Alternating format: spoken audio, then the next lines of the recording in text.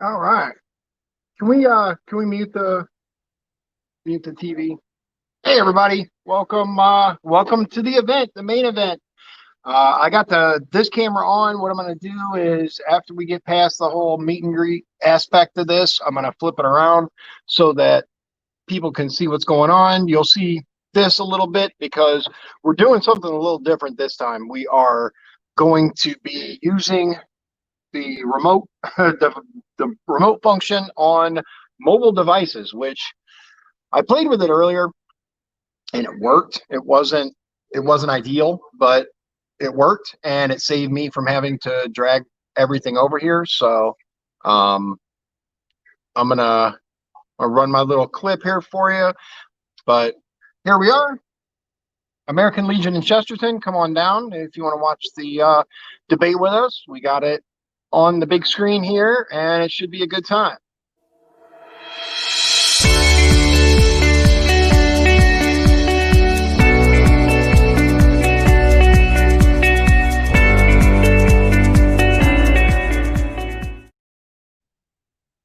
All right, welcome, ladies and gentlemen. Here we are. Hey, they're making it. We just got started. All right, Jack. Thank you. I appreciate that. Jack says we're good on YouTube and Facebook, which I appreciate. Um, people are starting to show up. My illustrious wife Elizabeth is on her way back with the tacos from El Cantoritos. Taco Tuesday. We got all kinds of stuff. I'll give you a quick show here. We've got we've got some auction items over there. We got our Trump 2020 signs for sale. We're gonna have the debate up there on the TV. People are kind of coming back and forth to the bar right now, stocking up. But we have non-alcoholic beverages. We've got Coke. I forgot all of what we have, but we'll get into that. We got enough so that everyone should have what they want. Um, so, for those of you who don't know who I am, my name is Dion Bergeron. I am running to be your state representative for Indiana District 9. Uh, that is an area that stretches from Michigan City all the way down to Wanata and over to Chesterton. It includes Long Beach, it includes the Pines, it includes Beverly Shores, Michiana Shores, obviously Michigan City, Westville, Wanata, and Chesterton. So it's a pretty good size area. We are, like I said, having people that are coming in now. We've got the TV ready to go for when the debate actually begins, and looking forward to watching this. This is going to be epic. We're going to have we're going to play like shot games, right? But we're afraid that everyone is going to be too inebriated to be able to drive after it, because some of the things on there are just hilarious. Think about the number of times that Biden, for example, might say, "Come on, man," and if you take a shot every single time he says that, oh my goodness, you would be unconscious. So uh, here we are. We're gonna run through a little bit, and then we're gonna introduce you to some of the other candidates that are arriving. So uh, tell you real quick about me. I am 46 years old. I live in Michigan City, Indiana. I have lived there for most of my life, and I am married to my amazing wife, Elizabeth, who she is a Medicaid waiver case manager. For those of you who don't really know what that is, don't feel bad because I didn't either before she got that job. She works with the developmentally disabled to ensure that everyone has uh, the services that they need. Some of these people are not capable of looking after themselves, so they need supervision constantly. They need services. They need people that look after them. So I'm going to tell you about my vision for District 9. First of all, I would like to see some quality careers in the area. I'd like to see a representative who listens to people from all over the district. I'd like to be available to answer your questions and concerns at all times. These are the things that I think a representative needs to do. So looking forward to the food. Actually, I'm pretty hungry. I didn't get a chance to eat. We've been running around trying to get this all set up. Um, we've got some tablecloths on the tables.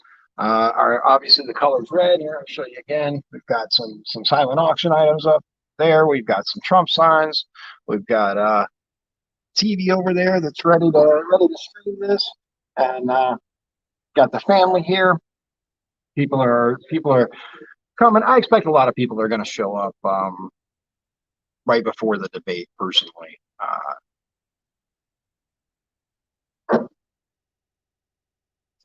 what we'll do, I think. So just so you know, what I wanted to do was to actually have this the stream on a particular browser and then screen share with another browser. I'm still going to try that. I just don't know if it'll work on mobile. We're still going to try to make it happen. Worst case, you can tune in at home, watch with us, and have this kind of playing in the background or whatever. We're still kind of working out how this is going to work, but thankfully, one of our team members was able to get the television tuned in and ready to show us on Fox News when the debates actually start. Sean, thanks for joining us. We appreciate you. So one of the candidates that you'll get an opportunity to meet is Mike Fish. His campaign made sure that he would be here so that he could have a chance to meet you and talk to you. And we're going to go to that in just a few minutes here.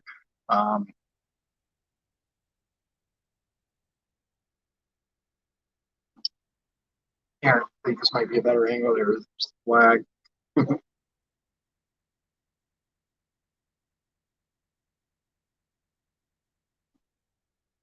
So I hope everybody gets a chance to join in here and join us. Um, we have some cupcakes, some Coke. We were hoping to get a cake made for the occasion, but we weren't fast enough. It obviously it takes time for these things to happen, so we weren't quick enough out of the gate for that. But we're gonna work on that in the future. We have various things that we're thinking about doing when it comes to the debate. Um, I think it's going to be epic. Did you guys hear that? So Trump actually said that he wanted the Biden. Well, what he wanted was a third party to check for electronic listening devices. He wanted to check Biden's ears basically and see if he had an earbud or something, so that he could be fed answers. The the Biden team said no, we don't want to do that. Why would you not want to prove that you're not being fed answers? It's the same thing as when they were asked if you remember on here, I'm going to fix something real quick there. When they were asked on television during an interview, one of his campaign team members was asked, excuse me just a second, it's going to go crooked. One of his campaign team members was asked if he was given debate answers, or excuse me, interview answers in advance, and he did not answer. Um, he kept, well, that's ridiculous. Well, that's this. Well, but he would not answer yes or no. It was just one of those things. So uh, I think no matter where you sit on the political spectrum, I think that tonight is going to be an amazing, interesting event. So I wanted to introduce myself, obviously, to you. We're gonna change the setup here a little bit. I'm going to actually switch the camera around to the other one, but we're going to move closer here after we're ready for the debate. We're going to move closer to the screen. I'm going to play with it a little bit and see if I can get like uh, like a picture in picture basically of the debate. I don't know if it'll let me using this one, because what I normally do for my browsers, I use a particular, excuse me, for this program is I use a particular browser, and then I screen share with a different browser because it doesn't like Firefox on screen share. I have to use Chrome to actually screen share. So but we're gonna play with it and see how it comes out. I think it'll be fun no matter what. So this is your opportunity to meet me and to ask me any questions that you may or may not have. Here in, let's see, we're at 12 minutes here. 7:12 is what I have as my clock. Here in just a couple of minutes, we're going to give you an opportunity to meet a really good guy that's running for judge for Superior Court 1. That is Mike Fish. So, all right, I'm going to take you with me. We're gonna walk around here a little bit and hang out with people.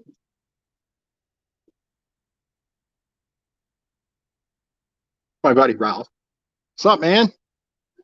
Really? That's all you got to do is play on your phone? Waiting for the event to start. I hear you. Right? Oh my God, dude. See some crazy stuff online. The gaff machine, man.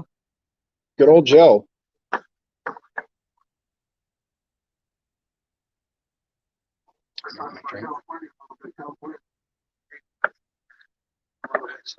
They are. They are. So Gavin knew something. Hey, there's the food. All right, so look at that. Here they come. This is my son Donovan. You're on camera. Say hi. Hello. Right. And of course my wife, Liz. Yay. It's over there in the corner. But I don't know where the plug is for. Oh, the plug's right there for it. So yeah. We got tacos from El Carneritos. Oh yeah, look at that. Oh my goodness. That's a lot of tomatoes, I'll tell you that. Right. Yeah, no.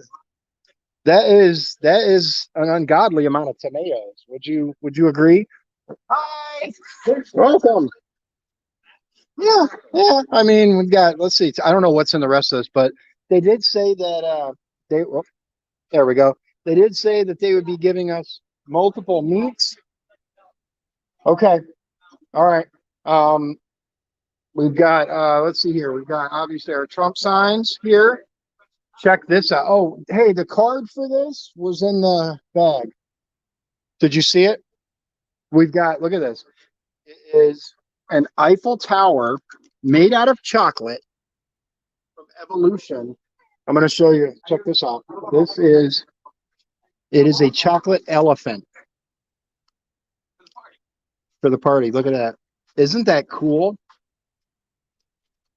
Then we've got some paintings that were made by some amazing Republicans. We've got a little package over here with some Maple City Roasters coffee, which is, we have Highland Grog, which is my personal favorite, and then Maple City Cinnamon.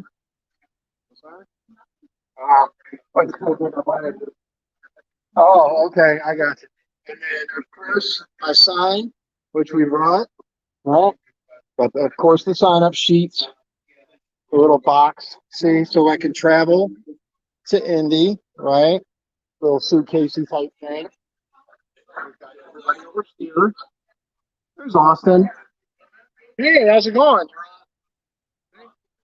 Good to see you. So there you go. Yeah, yeah. Hi. Got everybody here. What's up? Shannon. Do it. Awesome candidate for judge. Hi. Let's see. See, look at that. Make you dizzy. Spin it around a little bit. Think so. How's the sound, everybody? I decided not to go with the whole soundboard thing. I was going to bring everything and set it up, the computer and all that stuff, and I decided that to just go with this. Yeah, I was asking her. Yeah, on the live stream. Whatever you think. I figure we're probably gonna sit right here. So yeah, that way we can kind of, because the I was gonna have the thing to where I do the screen share, but I'm not sure I'm gonna be able to make it work because yeah.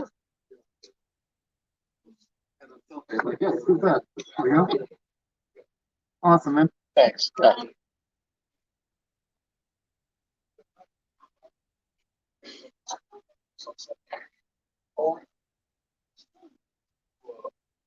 Okay.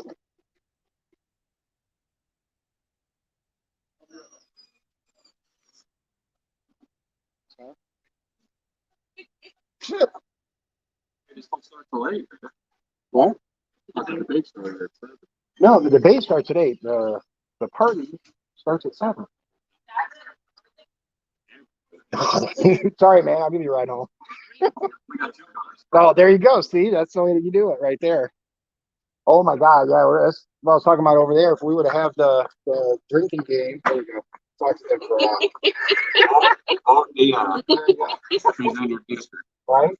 No, we were. I was gonna do like some kind of drinking game or something, but I was looking at all the ones that they were putting out, and it's like if we drank every time Biden said, "Come on, man," we would. Yeah, we wouldn't be able to move.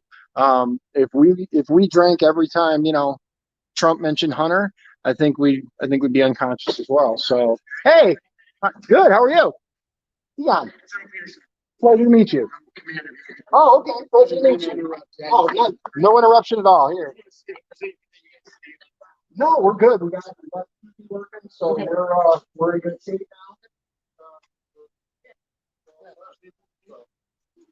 now. Okay, I appreciate it. Yeah, yeah. By all means, if you want to come in. We got tacos. We got stuff. So yeah, of course. What's up? Yeah, well, I'm not good enough, right? I'm not good enough. It's all right. It happens. Waiting for Mike to come back in so I can put him on for a little bit. Is he here? Oh, is he? Okay. All right. Fair enough. Hey. All right. Donovan is waving me over, so we're gonna go over there and talk to him for a minute. So, just so everyone knows, Donovan is acting as our bartender, but he does not have access to alcohol like that. So we are observing rules. Yep. So we've got our food. Here we have hand sanitizer, both at the entrance and here. Hey, good to see you. Jim Lee joins us. Oh, good to see you. Sorry, I missed. Yeah, you look good. Okay, let's see. We're gonna put you here. Right. Yeah, Tammy asked. That's a good one. How about Trump when Trump says Chinese virus or Biden giving false COVID-19 numbers? If we drank during those periods, we would all be unconscious. Right? Every time Biden said something about incorrect numbers, what's up? I Yeah, here's the problem. The only plug I see is right there. Yeah. Yeah. I guess we could put them. You want to think right here? Yeah, let's do. Okay, so just so everybody knows. All right, so you can kind of see right here. There we go. Set you down for a minute because we're gonna set the food up. Whoa, look at the lettuce.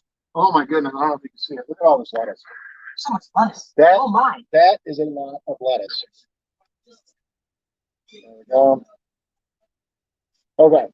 Yeah, we're getting the food set up, so got some tomatoes here.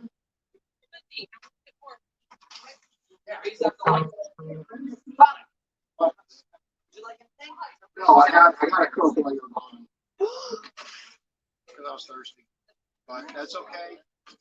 That's okay. Put that there. Put that there. Put this here. Oh, we need no name. Trash. Oh, we got trash can right here. Don't have wheels. Don't have wheels. Let's put our trash can here so we can throw away their. Don't forget about the sour cream. Yep, sour cream. Right here. Got our menu. Let's straighten that up.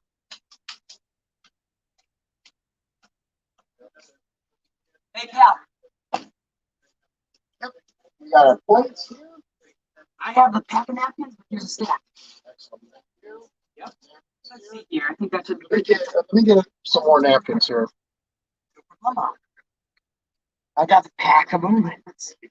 Okay, Tammy asks. Thank you. So she asked, who else is here right now besides me for candidates? And the answer to that is right now we have myself and judge candidate Mike Fish. Let's see here, which I think he went to the bar real quick to get something. He'll be back. And then I'm going to turn it over to him so he can introduce himself and you can get to know him. Most of you probably know who I am anyway, so no big deal. There we go. And we have, again, El Carneritos tacos. Let's see what we got. Okay, so steak, pork, and chicken. Look at that. Oh, that looks good. I got to get some food. Where's Mike at? Where'd he go? Oh, you know what? I'm going to have you, since he's here, I'm going to talk to Austin for just a minute. I'm going to have him introduce himself. Some of you may know who he is. Some people may not. Here for a minute. Introduce yourself. Hi. My name is Austin Banta. I not sure exactly which capacity I'm supposed to be introducing myself as, but currently I am Dion Bergeron's campaign chair, something I'm very, very proud to be and very thankful for Shannon McNeish for recruiting me for that role. In addition to that, I help administer the Portage Republican page. If you're not familiar with that one, that's Portage Republicans GOP on Facebook. I run that with Antonio Gutierrez, Victoria Gresham, and John Harrison. I think we're doing a pretty good job, and I think we're really expanding the social media reach of Republicans in Porter County through it. I believe that I have been left here. So mainly just excited for the debate, and I'm very excited that Dion had this great idea to have a debate watch party, because we know that there's many people around our country, but definitely in Porter County, who are planning on watching this debate anyway. So why not come to a place like this where you can watch it with a great group of conservative friends? Let's see. Usually I have some sort of notes or something when I'm doing an interview or something like that.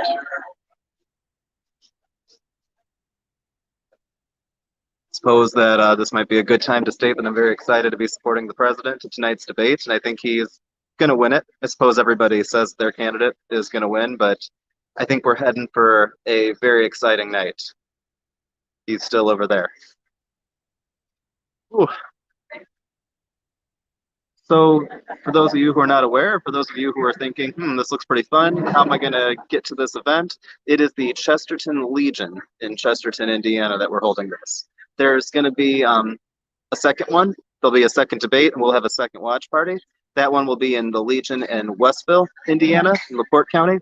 And then the final debate between Trump and Biden will be having a watch party at the Legion in Michigan City, Indiana.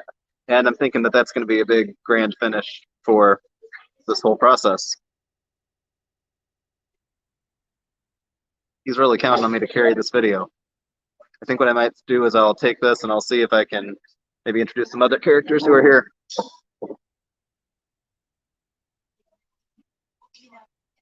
Hey, have you been on this yet? So here I'm gonna, because I got put in charge of this. Now I'm here with you. Hey, I'm here with the treasurer of the Dion Bergeron campaign, Shannon McNeish. Shannon, how are you doing today? Great, I dressed the part, right? I know, right? Came from work. Maybe you need to do my tie challenge of wearing a tie every day. Get one of the separate ties. Get one of those, yeah, or one of those t-shirt ones where you're like, like you underneath you got like the tuxedo type tie. That's what I should do. I should do one of those one of these times. I'm not very good holding this camera. Yeah, I'm not the face of the campaign, so I don't have to look great. I'm the guy behind the scenes. So get out and vote for Dion. And if you need a campaign treasurer, this is your guy. He's a top-notch quality treasurer here. We'll talk. Austin, get a hold of me. Sounds good. Going that way. All right, man. That's where the drinks are. Have fun. Oh, man. I'll get better at holding this thing eventually. Let's see. Oh, here's a character we got to talk to. I'll walk it over here. Hey. Oh, yeah. Mr. Harrison, do you want to say anything on behalf of the, basically anything? This is John Harrison. He is the director for the Portage Township Republicans. Do you have any shout-outs or things you'd like to say about tonight's debate? Yes, I'd like to say welcome, everyone. Hope you enjoy the debate. Go down on Got it. All right. So Dion put it in front of me and said, just start talking. And I'm like, well, I can make this work for a little bit, but not much longer. How about every day? Sir, you can talk, right? All right. What would you like to say about tonight's debate? Well, it's definitely with us. Why don't you introduce you first? I'm sorry. Definitely. I'm Jim Leahy, the board advisor to the Hobart Republican Party Committee, and I'm also the precinct 3 committeeman for the city of Hobart. My thoughts about the debate tonight, it's undoubtedly going to be a Trump victory. Here, let's sit you down. That way we can get your whole face in the screen. All right. It's undoubtedly going to be a Trump victory. I mean, there's no way around it. I mean, this the conservative majority in this country is finally speaking up, being able to really speak on how they feel about economic opportunity, some of the key issues that are going to be in this election. And I think as a precinct committeeman, I did the right decision as a member of the Republican Party endorsing. So you mentioned being on the board for the Hobart Township Republican. Yes, that's great. So this is not a very far walk or drive geographically to go from Hobart to Chesterton, but what is it about this particular event or this particular candidacy of Dion Bergeron that really makes you excited to be here all the way from Hobart? Really, I'm going to say that Dion Bergeron is a great man that's running for an even greater political office. I think he is fit for the job, especially in our House of Representatives. I think he's superior to the Democratic pick.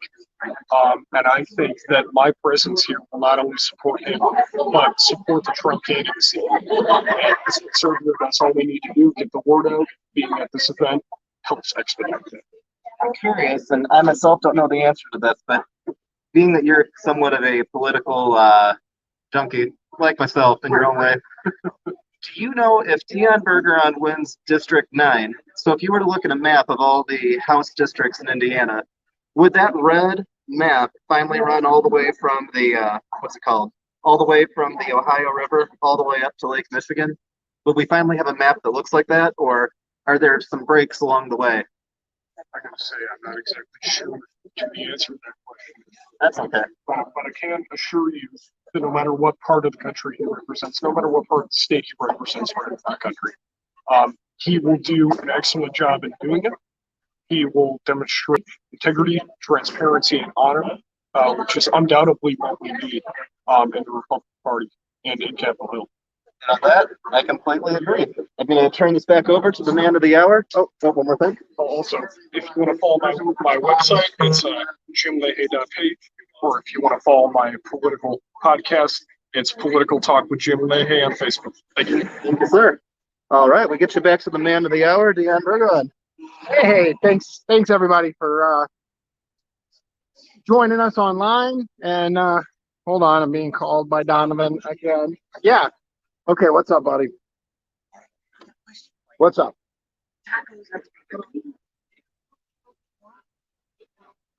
No, it's fine. Yes. Yeah, it's fine. It's fine. Yeah, and we'll put we'll set the cupcakes out here in a little bit once the debate starts, because yeah. Good, thank you. I appreciate that. Okay. Okay. Okay. All right, we're going back here so you can see what's going on. Yeah. Look. See what happened to that one. So what are we doing? Is that a reject or? That's a reject. You can eat it. All right, cool. That's just there. Just that one. Yep. We'll set the rest out in a little bit. And the clue is. Oh, okay. Yeah. See. There we go. So you can say hi to everybody watching at home.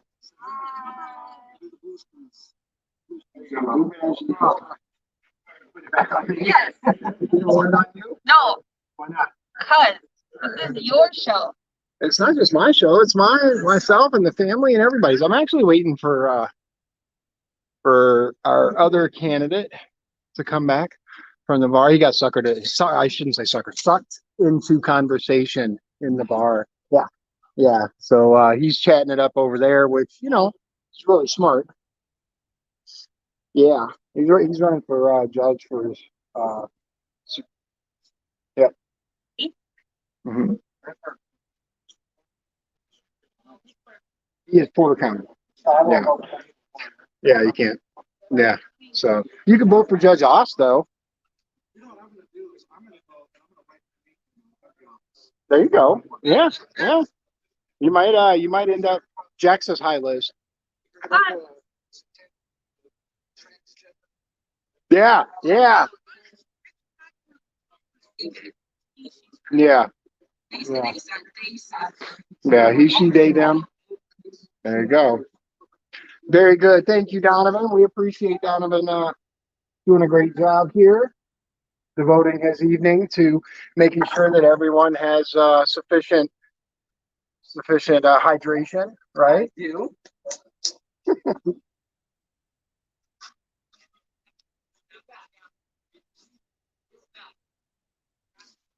Oh,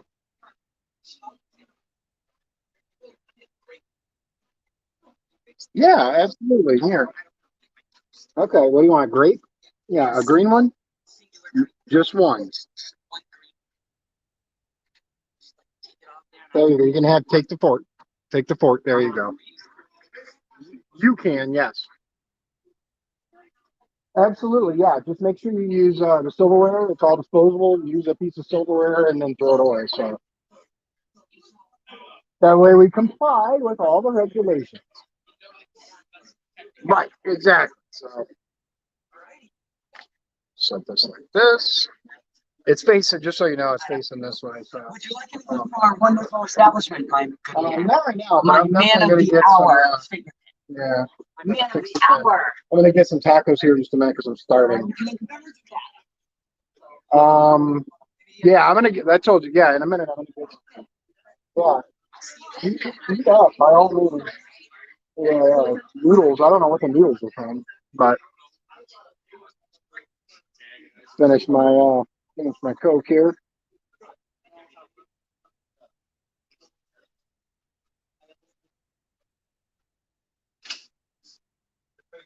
All right. Now I think we're gonna set you here. Trying to see how this is gonna work. Um, there he is. All right. You wanna go on and say hi to everybody and introduce yourself on the stream? Yeah, it's up to you. It's up to you. I don't need to go on and introduce myself. You sure? Yeah. Okay. All right. All right. Well, I will tell you, awesome candidate for Superior Court 1 is here. And if you would like to learn more about him, let's see. I will give you where to go for that if I can. There it is. Go to.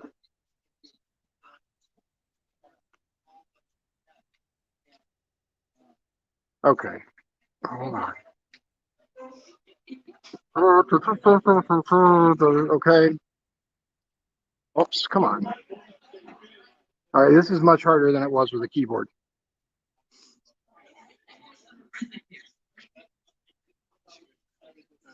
.com.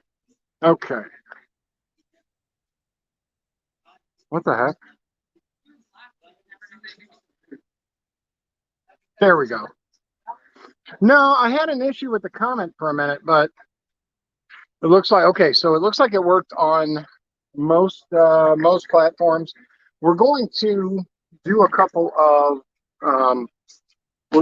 of tests real quick. Here, I'm going to actually move this down and like that. We're going to see if we can get screen share to work on this, because if it does, then we can watch the debate together, rather than having you watch it on the TV and all that. So give me just a second.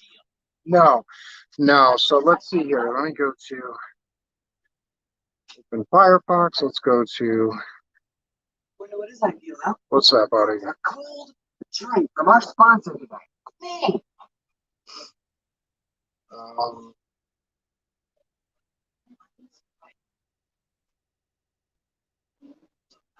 Tastes like static. Turn the back volume. okay, I don't know. I'm trying to look up C-SPAN and it's not working.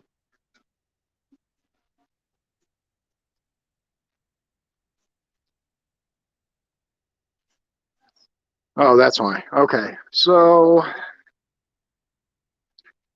I'm trying to see if we can go live by watching it here.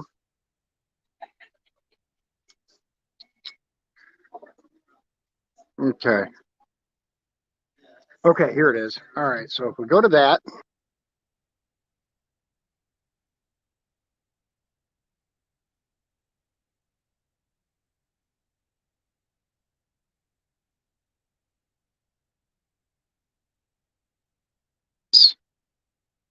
Okay, sorry for the sketchiness. We're going to try to screen share and see if it works. Doesn't look like you can screen share on this.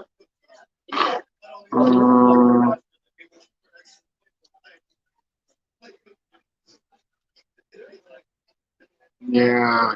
Okay, so this is kind of new for me. I haven't used the mobile device version of this software yet. This is the first time. So this is kind of new, but that's okay. Yeah, what's up, buddy? All right.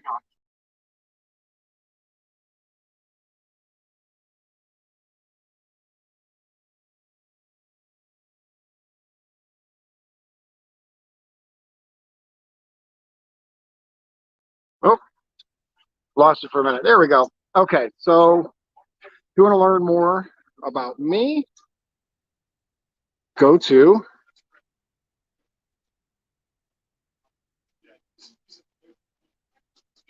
www.dionbergeron.com and you can learn all about my platform and everything else.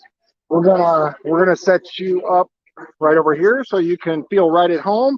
I am going to eat because I am really, really, really hungry. So let's see. Oh, pardon me. Did you get some food?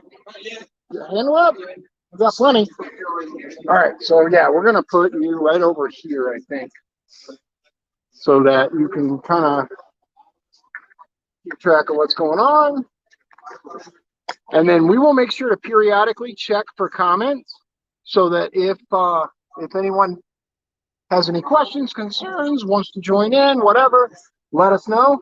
I'm gonna have actually probably have Donovan monitoring for comments. So I'm gonna go get some food.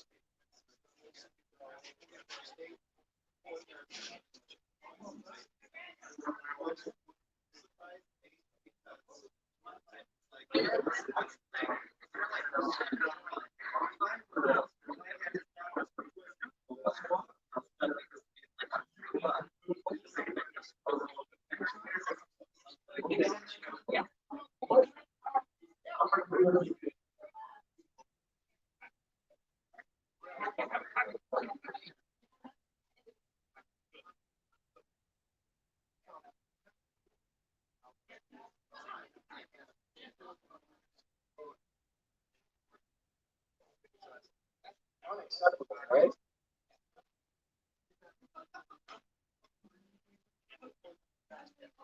Did Fernando himself bring this stuff?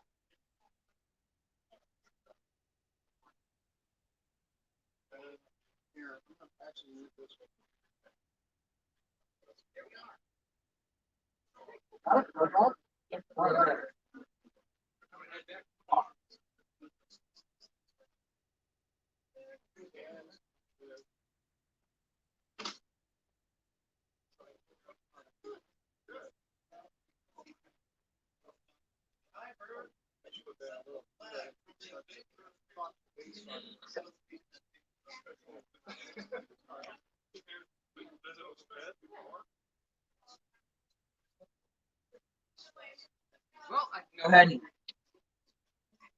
reinstate business now that the lights are on. Plastic indicator, someone's closed the light. Everybody knows it's universal.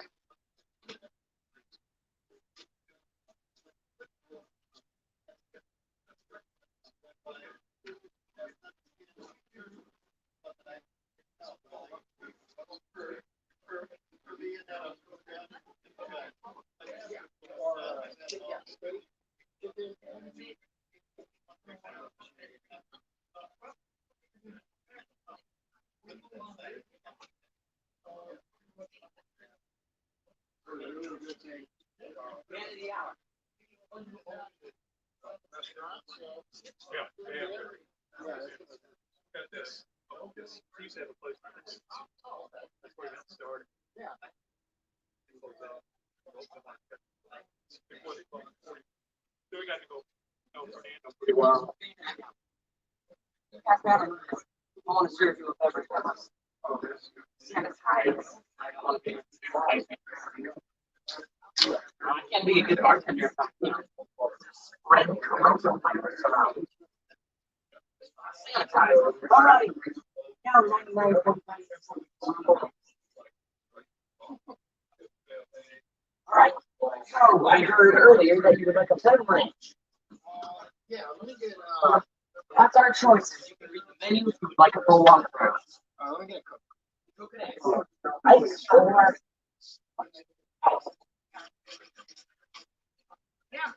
You want?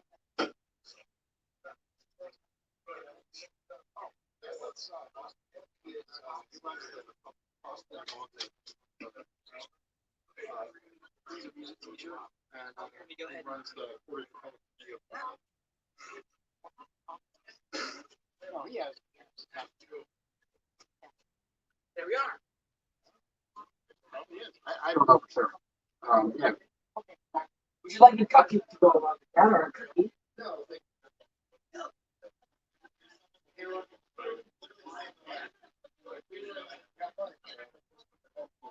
Orion is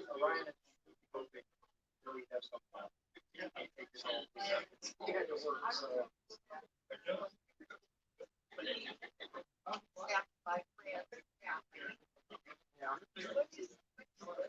this is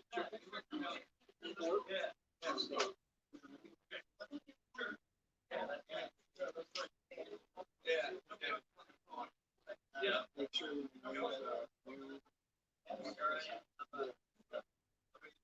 I'm good, yeah. That's what I'm here for. It's like watching NASCAR. I'm here for the credit. I'm not here to watch people go around and around. Yes.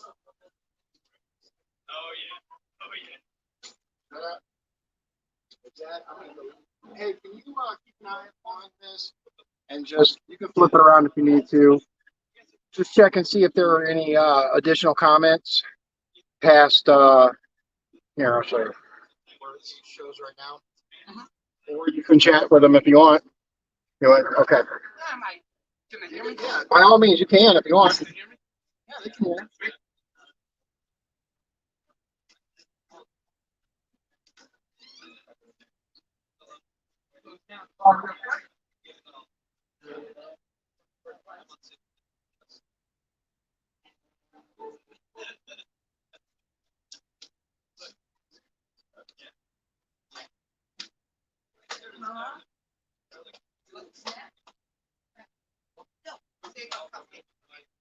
No problem.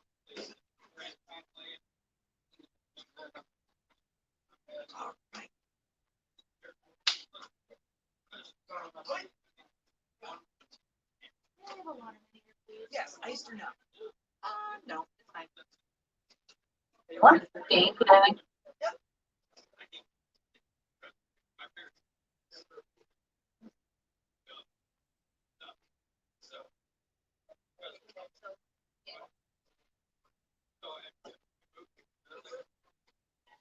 You like something, my man? Can I get a Sprite? Thank you. Oh, and I'm sorry, I was just looking at that. Oh, it's not ice stuff? No. Oh, I'll take that. That's fine.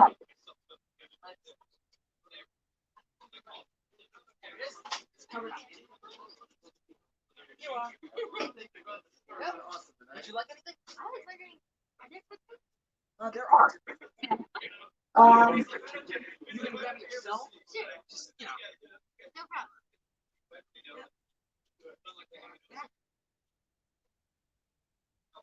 there are.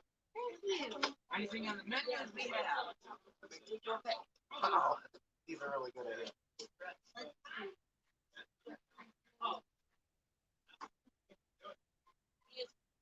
Thank you so much. All righty.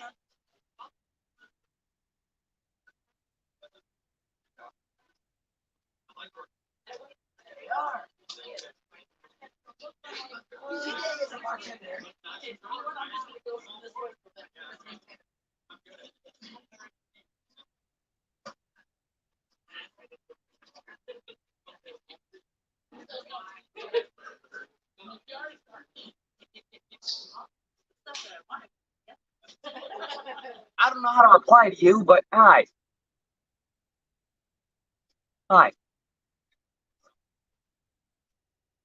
Hello there, sir. Would you like something from our marvelous bar? Everything we have on that menu, if you're not sure what to get, that is everything we serve. And thank you.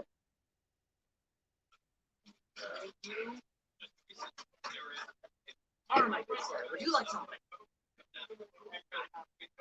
Would you like something? Oh, A&W too, man. Those have actually not been super hours. Hey, Have a good one.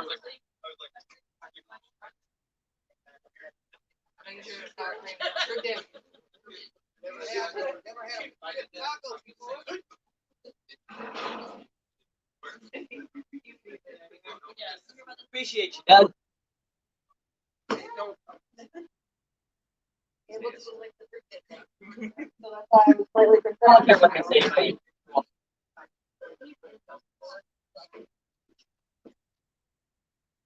Eric, you like my brother, Eric. Like my brother, Eric. Yeah, he's cool.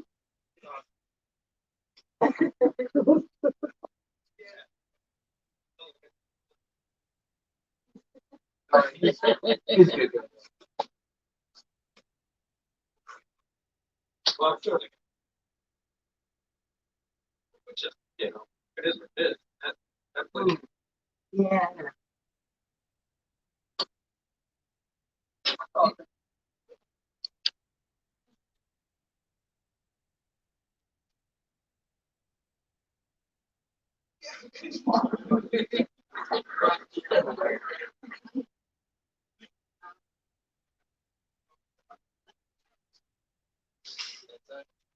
Well, why'd you please for?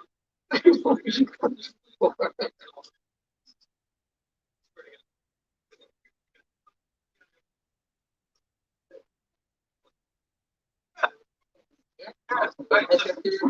Yeah. Yeah. Yeah. Yeah. I was like, I did. Yeah, he tried to- Don't hurt each other. That'd be one less station.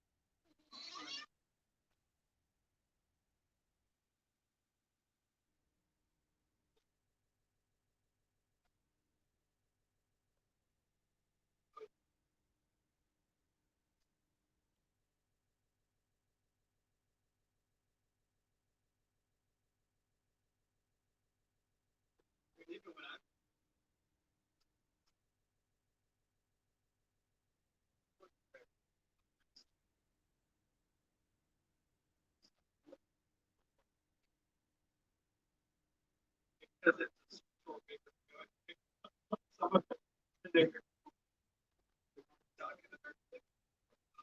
of creepy.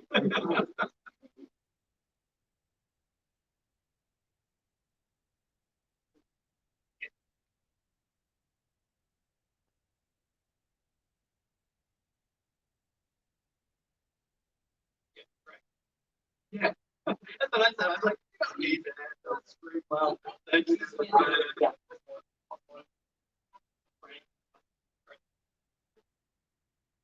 Yeah, that's it, right?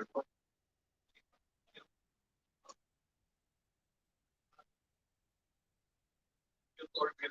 This you watching? Yeah. Yeah. Yeah.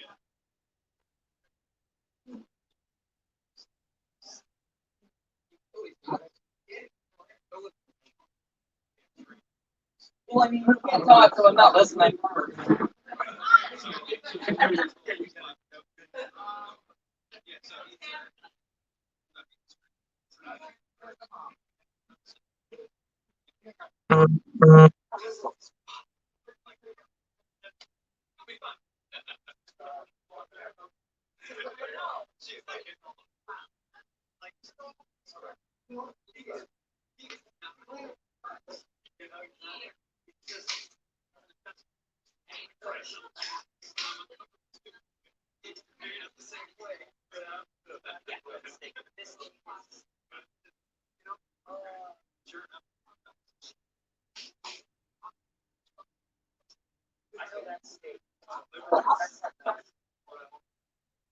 Yeah, that's the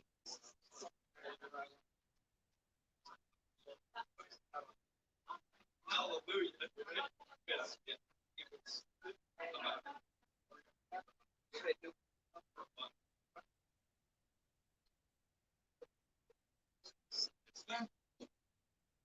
and we are back in business. Nice. All right.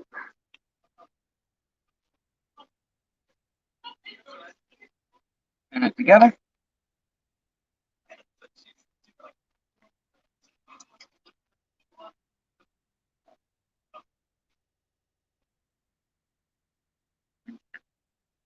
I think we're on the same page.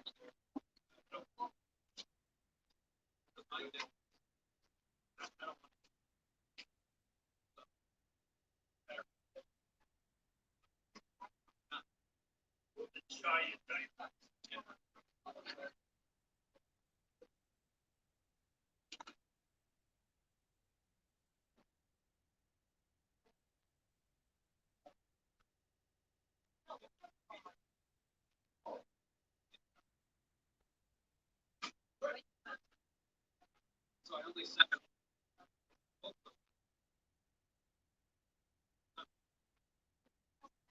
this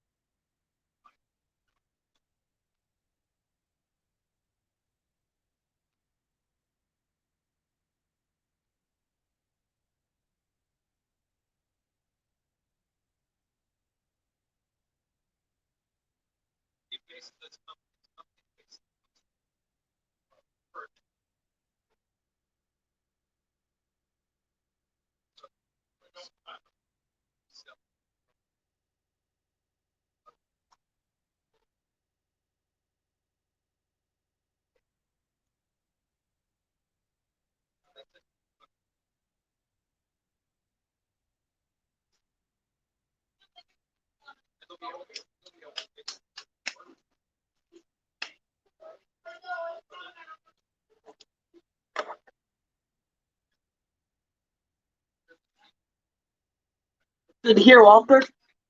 Good to see people wishing they could be here. I'm sorry you couldn't make it, but who knows? Maybe you could join the next one with us. Yeah.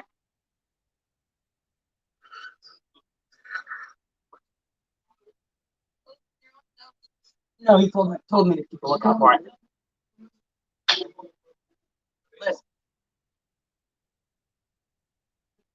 Would you like anything? Hi.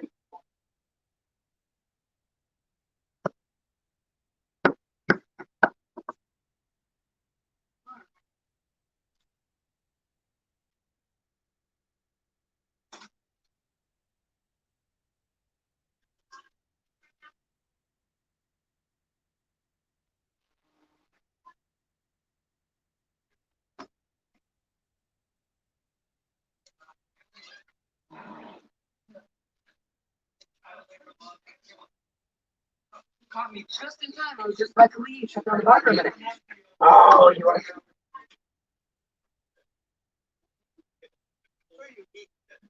Yeah, I've eaten quite a few.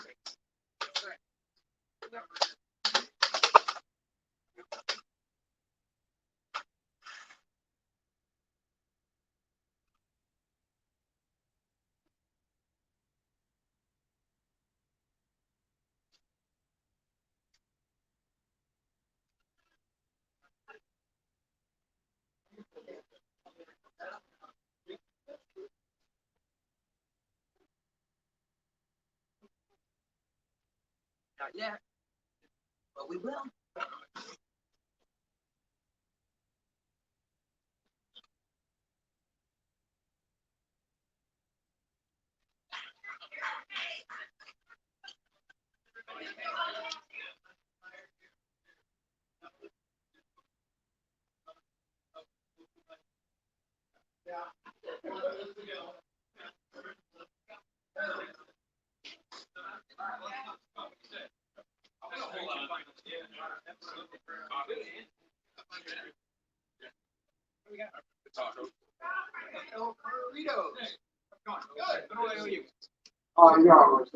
Like anybody. Nothing required. Everything here is. All right, so the debate is about to start right now. We're gonna go and put you over here so you could hang out. Walter, we wish you were with us as well, but we appreciate you tuning in. We're gonna swap the camera around, or we're gonna try. No, that's not it. So we're just gonna do this thing.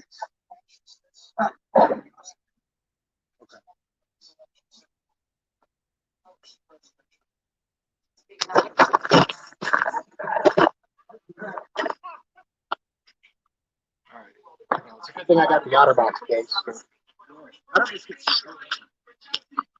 There we go.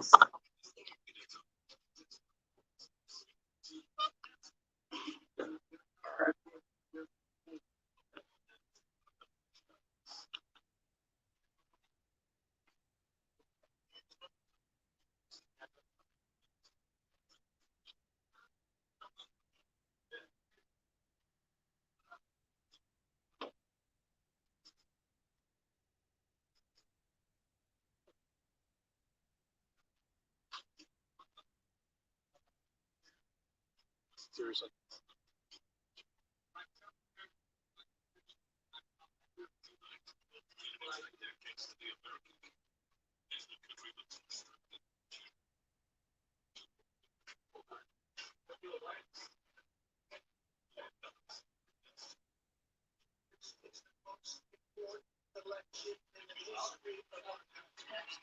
That I agree.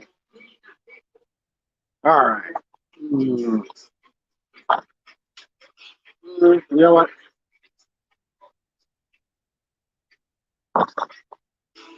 There we go. All right. I recommend you tune in at home.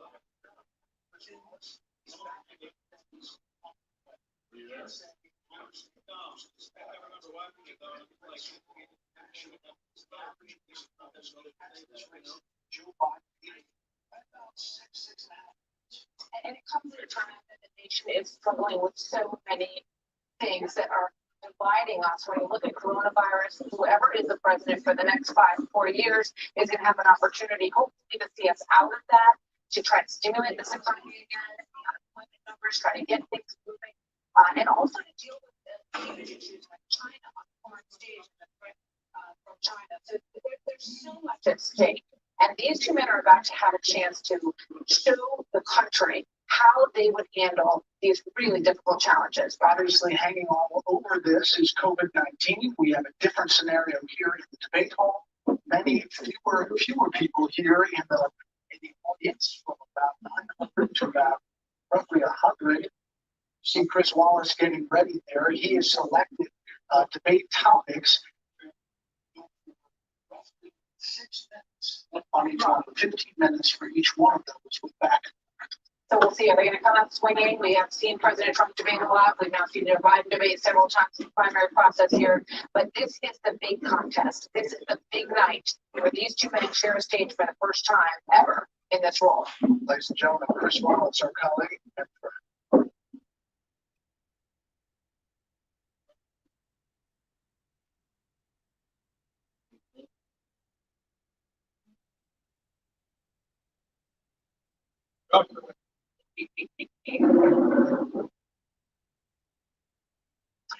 Good evening from the Health Education Campus of Case Western Reserve University and the Cleveland Clinic. I'm Chris Wallace of Fox News, and I welcome you to the first of the 2020 presidential debates between President Donald J. Trump and former Vice President Joe Biden. This debate is sponsored by the Commission on Presidential Debates. The Commission has designed the format, 6 roughly 15-minute segments, with 2-minute answers from each candidate to the first question, then open discussion for the rest of each segment. Both campaigns have agreed to these rules. Topics and the questions in each topic, I can assure you, questions have been shared with the Commission or the 2 candidates. This debate is being conducted under health and safety protocols designed by the Cleveland Clinic, which is serving as the health security advisor to the Commission for all 4 debates. As a precaution, both campaigns have agreed that candidates will not shake hands at the beginning of tonight's debate. The audience here in the hall has promised to remain silent. No cheers, no other interruptions, so we, and more importantly you, can focus on what the candidates have to say. No noise except right now, as we welcome the Republican nominee, President Trump, and the Democratic nominee, Vice President Biden.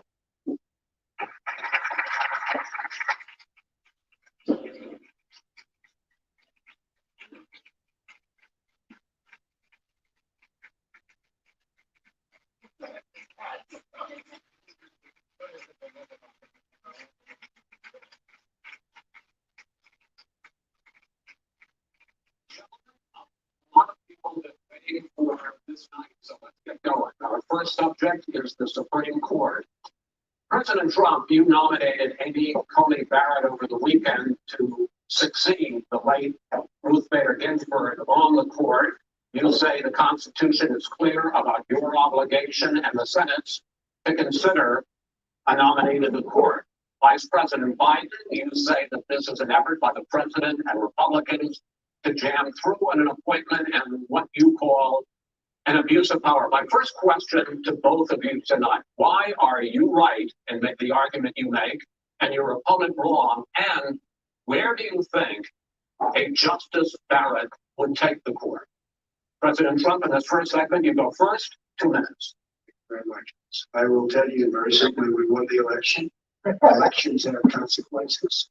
We have the Senate, we have the White House, and we have a phenomenal nominee, respected by all, top academic, good in every way, In fact, some of her biggest endorsers are very liberal people from Notre Dame and other places. So I think she's going to be fantastic. We have plenty of time, even if we did it after the election itself. I have a lot of time after the election, as you know. So I think that she will be outstanding. She's going to be as good as anybody that has served on the court. We feel that we have a professor at Notre Dame, highly respected by all, said she's the single greatest student he's ever had. He's been a professor for a long time at a great school. And we won the election, and therefore we had the right to choose her. And very few people knowingly would say otherwise. And by the way, the Democrats, they wouldn't even think about that target. If they have no differences, they're trying to infest her. There's no way they would do that. They didn't have the election, so they were stopped. And probably that would happen in reverse also, definitely would happen in reverse. So we won the election, and we have the right to do this. President Trump, thank you. Same question to you, Vice President Biden. You have 2 minutes. First of all, thank you for doing this and supporting this, Mr. President. The American people have a right to have a say who the Supreme Court nominee is. And that say occurs when they vote for a United States senator and when they vote for a president of the United States. They're not going to get that chance now because we're in the middle of an election already. The election has already started. Tens of thousands of people have already voted. And so the thing that should happen is we should wait. We should wait and see what the outcome of this election is. Because that's the only way the American people get to express their view is by who they elect as president, who they elect as vice president. Now, what's at stake here, the president's made it clear he wants to get rid of the Affordable Care Act. He's been running on that, he ran on that, and he has been governing on it. He's in the Supreme Court right now trying to get rid of the Affordable Care Act, which will strip 20 million people from having insurance, health insurance now, if it goes in the court. And the justice, and I'm not opposed to the justice, and she seems like a very fine person. But she's written before she went to the bench, which is her right, that she thinks that the Affordable Care Act is not constitutional. The other thing is on the court, and if struck down, what happens? Women's rights are fundamentally changed. Once again, a woman could be held to get more money because she has a pre-existing condition of pregnancy.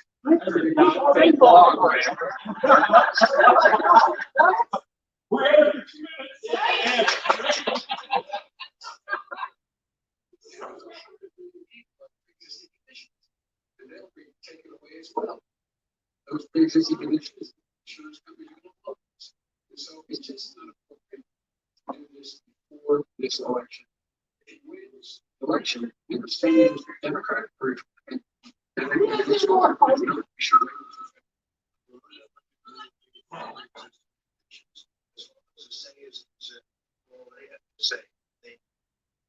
Okay, Justice Ginsburg said very powerfully, very strongly, at some point, 10 years ago or so, she said the president and the Senate is elected for the president's elected for 4 years. We're not elected for 3 years. I'm not elected for 3 years. So we have the Senate, we have a president elected for the next during that period of time. We have an opening. I'm not elected for 3 years. I'm elected for 4 years. 100 million people, Joe. 100 million people is totally wrong. I don't know where you got that number. The bigger problem that you have is that you're going to extinguish 180 million people with their private health care that they're paying. That's simply not true. It's not a socialist. Just socialist. For now, we can open discussion. There's nothing to like, right? Vice President, number one. You know that what I proposed is that we expand Obamacare and we increase it. We do not like any, and one of the big debates we had with 23 of my colleagues trying to win the nomination that I won were saying that Biden wanted to allow people to have private insurance. They can, they do, they will under my proposal. Now, what you said, is not what you said is simply, the party doesn't say, your party wanted to go socialist. My party is a socialist right now. I am, and they're going to dominate you, Joe. You know that. I am the Democrat.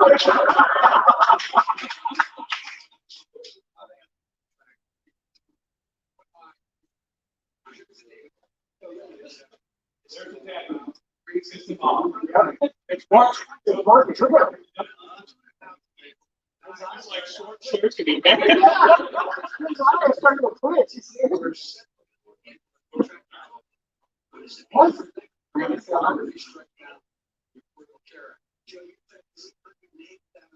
Military people died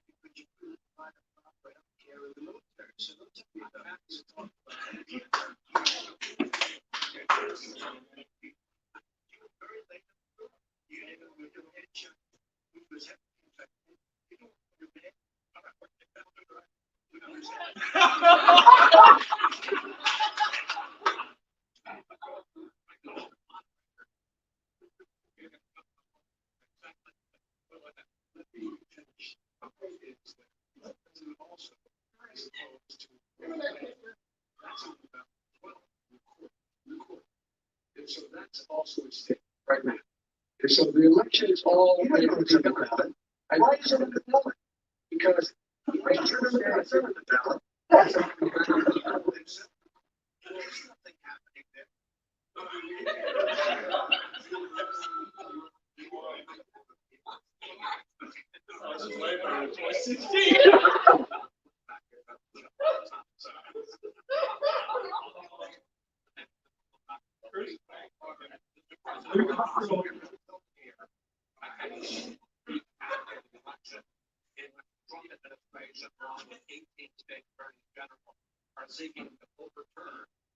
Obamacare, to end Obamacare. You have spent the last because I want to give back if I may ask for that question.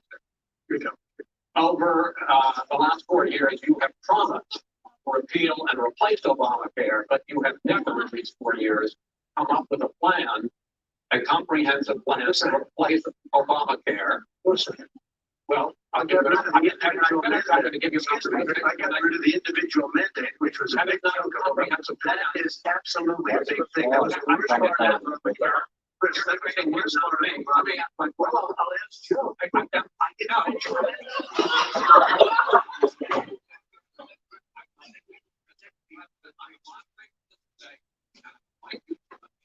My question, and then you can answer your other. In the course of these 4 years, have never come up with a comprehensive plan to replace Obamacare. And just this last Thursday, you signed a largely symbolic executive order to protect people with pre-existing conditions 5 days before this debate. So my question, sir, is what is the Trump healthcare plan? Well, first of all, I guess I'm debating you, not him, but that's a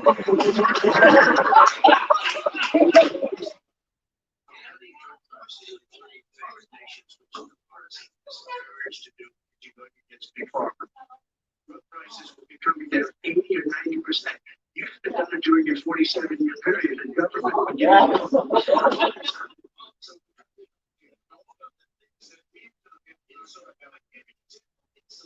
It's going to destroy families, destroy people. I'm getting it for so cheap. It's like you want to know that it's so cheap. All the drugs, like what we're doing, prescription drug prices, we're going to allow our governors now to go to other countries to buy drugs because when they make just a tiny fraction. That's a open discussion. Let me ask you, sir, you'll be happy about pick up on one of your points to ask the vice president, which is he points out that you would like to add a public option to Obamacare, and the argument that he makes and other Republicans make is that that is going to end private insurance. It is. And will, I'm sorry, asking the question. It will end private insurance and create a government takeover of health care. It does not. It's only for those people who are so poor they qualify for Medicaid. They can get that free in most states, except governors who want to deny people who are poor Medicaid. Anyone who qualifies for Medicare would, Medicaid would automatically be enrolled in the public option. The vast majority of the American people would still not be in that option. Number one. Joe, you're with Bernie Sanders, far left on the manifesto. We do it. It's your socialized medicine. Look, hey, the fact of the matter is, I'm Bernie Sanders. Not much. I'm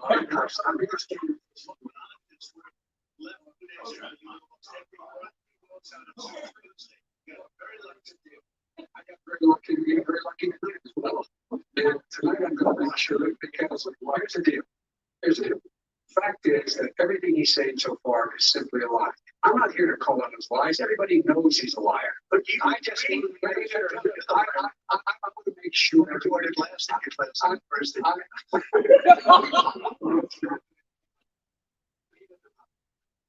yes. Long time. There is no manifesto. Number two, it just lost the left. Number two. It's just lost the left.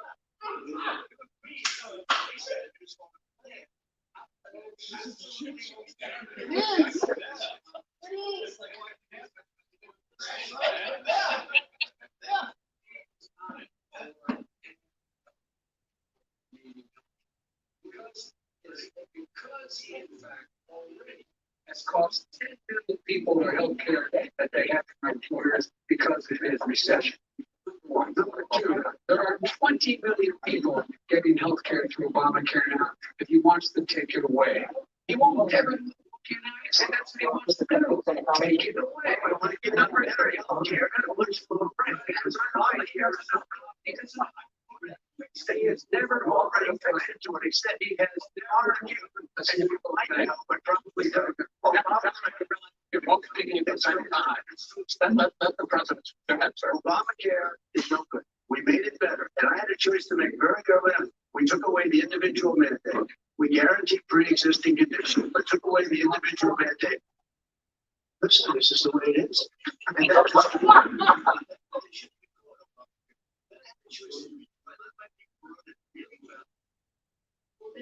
if I run it badly, they'll probably like me, but more importantly, I want to help people. Okay?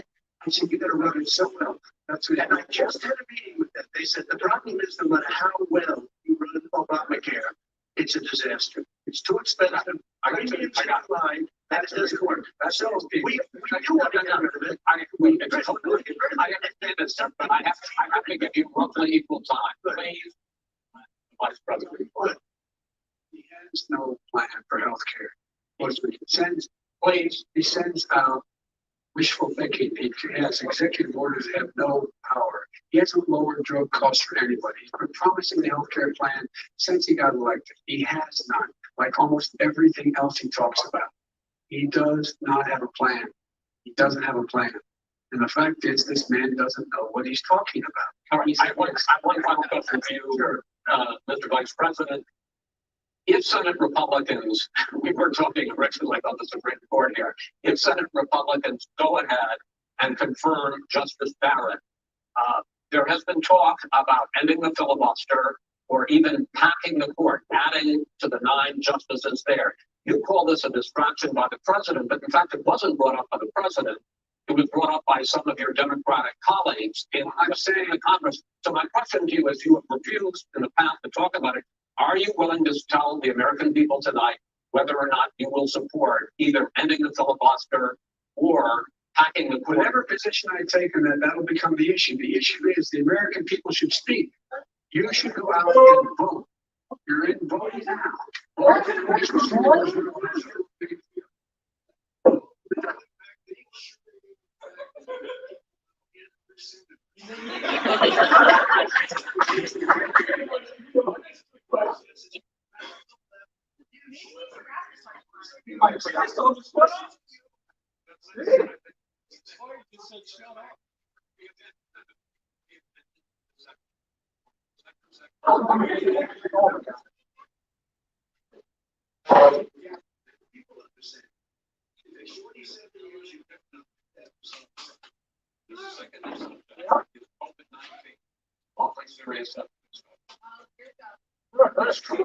Americans have died.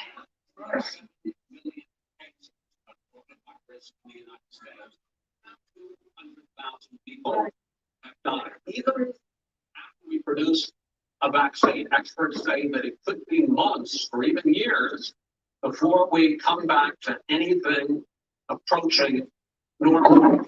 My question for both of you is, based on what you have said and done so far, and what you have said you would do starting in 2021, why should the American people trust you more than your opponent to deal with this public health crisis going forward? In this case, the question goes to you first, sir. 2 minutes uninterrupted. Good luck. 200,000 dead. As you said, over 7 million infected in the United States. We, in fact, have 5%, 4% of the world's population, 20% of the deaths. 40,000 people a day are contracting COVID. In addition to that, about between 750 and 1,000 people a day are dying. He was presented with that number. He said, it is what it is. Well, it is what it is because you are who you are. That's why it is. The president has no plan. He hasn't laid out any. He knew all the way back in February how serious this crisis was. He knew it was a deadly disease. What did he do? He's on tape. He's acknowledging he knew it. He said, you didn't tell us or give people a warning. warning of it because he didn't want to panic the American people. You don't panic. He panicked. In addition to that, what did he do? He went in and we were insisting that the people we had on the ground in China should be able to go to Wuhan and determine for themselves how dangerous this was. He did not even ask Xi to do that. He told us what a great job Xi was doing. He said we owe him a debt of gratitude for being so transparent with us. And what did he do then? He then did nothing. He waited and waited and waited. He still doesn't have a plan. I laid out back in March exactly what we should be doing. And I laid out again in July what we should be doing. We should be providing all the protective gear funds. We should be providing the money the House has in order to be able to go out and get people the help they need to keep their businesses open. Open schools, it costs a lot of money. You can get out of your bunker and get out of the sand trap and get in your golf course and go to them, or pull up and bring together the Democrats and Republicans and fight what needs to be done now to save lives. So if we would have listened to you, 2 minutes, sir. If we would have listened to you, the country would have been left wide open. Millions of people would have died, not 200,000, and one person is too much. It's China's fault. It should have never happened. They stopped it from going in, but it was China's fault. And by the way, when you talk about numbers, you don't know how many people died in China. You don't know how many people died in Russia. You don't know how many people died in India. They don't exactly give you a straight count, just so you understand. But if you look at what we've done, I closed it, and you said he's xenophobic, he's a racist, and he's xenophobic because you didn't think we should have closed our country.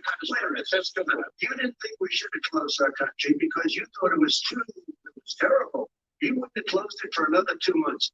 By my doing it early, in fact, Dr. Fauci said President Trump saved thousands of lives. Many of your Democrat governors said President Trump did a phenomenal job. We worked with the governor. Oh, really? Go take a look. The governor said I did a phenomenal job. Most of them said that.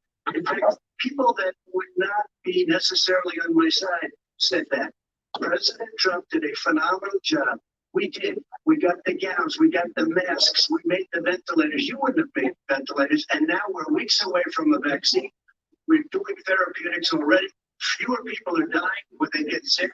Far fewer people are dying. We've done a great job. The only thing I haven't done a good job, and that's because of the fake news. No matter what you say to them, they give you bad press on it. It's just fake news. They give you good press. They give me bad press because that's the way it is, unfortunately. But let me just tell you something. I don't care. I've got used to it. But I'll tell you, Joe, you could never have done the job that we did. You don't have it in your blood. You could have never done that job.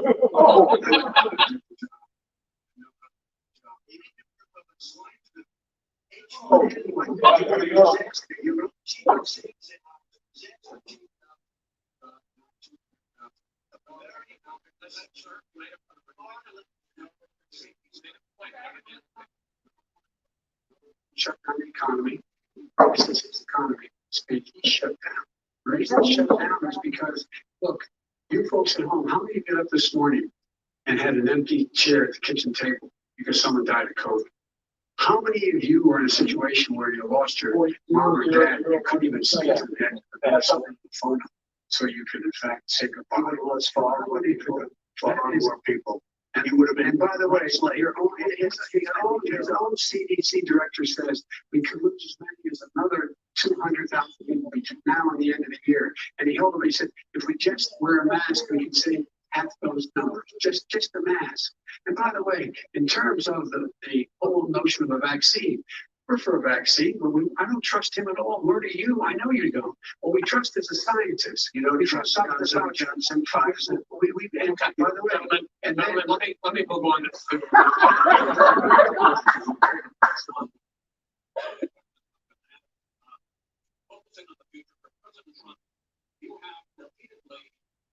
predicted or been at odds with some of your government's own top scientists. The week before last, the head of the Centers for Disease Control, Dr. Redfield, said it would be summer before the vaccine would become generally available to the public. You said that he was confused and mistaken. Those were your 2 words. But Dr. Slawi, the head of your Operation Warp Speed, has said exactly the same thing. Are they both wrong? Well, I've spoken to the companies and we can have it a lot sooner. It's a very political thing because people like this would rather make it political than save lives. It is a very political thing. I've spoken to Pfizer, I've spoken to all of the people that you have to speak to. We have great Moderna, Johnson and Johnson, and others. They can go faster than that by a lot. Become very political because the left, or I don't know if they call it, your Operation Warp Speed, Doctor. I disagree with them. Yeah. No, I disagree with both of them. And he didn't say that. He said it could be there, but it could also be much sooner. I had him in my office today. He talked about summer reserve before it's generally available. He said it's a possibility that we'll have the answer before November 1st. It could also be federally available. Well, we're going to deliver it right away. We have the military all set up logistically. They're all set up. We have military soldiers, and they can do 200,000 a day. They're going to be visiting. It's all set up. By Easter, this would be gone away. By the warm weather, it'd be gone. Iraq is like a miracle. By the way, maybe you could inject some bleach in your arm. That would take care of it. This is sarcastic. I would have said sarcastic. So here's the deal. This man is talking about a vaccine. Every serious company is talking about maybe having a vaccine done by the end of the year. But the distribution of that vaccine will not occur until sometime beginning or the middle of next year to get it out. If we get the vaccine, and pray God we will. Mr. Vice President, I want to pick up I want to pick up on this question, though. You say the public can trust the scientists, but they can't trust President Trump. In fact, you said that again tonight. Your running mate, Senator Harris, goes further, saying the public health experts, quote, will be muzzled, will be suppressed. Given the fact that polls already show that people are concerned about the vaccine and are reluctant to take it, are you and your running mate, Senator Harris, contributing to that fear? No more than the question you just asked him. You pointed out. He puts pressure. I disagree with it. But you're saying you can't trust the Secretary Harris and say, you can't trust the science. She didn't say that. You can't do what she said. Will be muzzled. That's what he's going to try to do. But there's millions of scientists, there's thousands of scientists out there, like here at this great hospital, that don't work for him. Their job doesn't depend on him. That's not. They're the people. They're getting the wage of the scientists that are in charge, saying they will have the vaccine very soon. But do you believe for a moment what he's telling you, in light of all of the lies he's told you about the whole issue relating to COVID? He still hasn't even acknowledged that he knew this was happening, knew how dangerous it was going to be back in February, and he didn't even tell you. He's on record as saying it. He panicked or he just looked at the stock market. One of the two, because guess what? A lot of people died. And a lot more are going to die in this country. Mr. President. Use the word smart. So you say you might take the first statement. Congratulated. Even the lowest or almost the lowest in the class. Don't ever use the word smart with me. Because you know what? There's nothing smart about you, Jeff. 47 years, you've done no sentence to pay. Let me just tell you something, Jeff. If you would have been in charge of what I was put through, I had to close the greatest economy in the history of our country. And by the way, now it's being built again. So We're going to get to the economy in the next segment. Okay. It's going up fast. Okay. When it comes to how the virus has been handled so far, the two of you have taken very different approaches, and this is going to affect how the virus is handled going forward by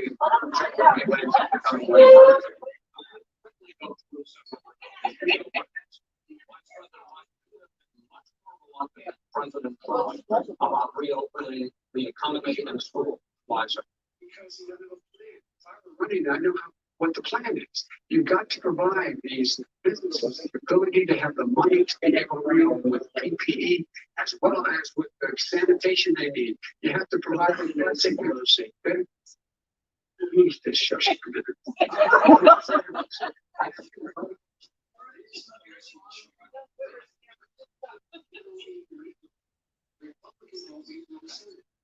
He sits in his golf course. I literally think about it. Golf course.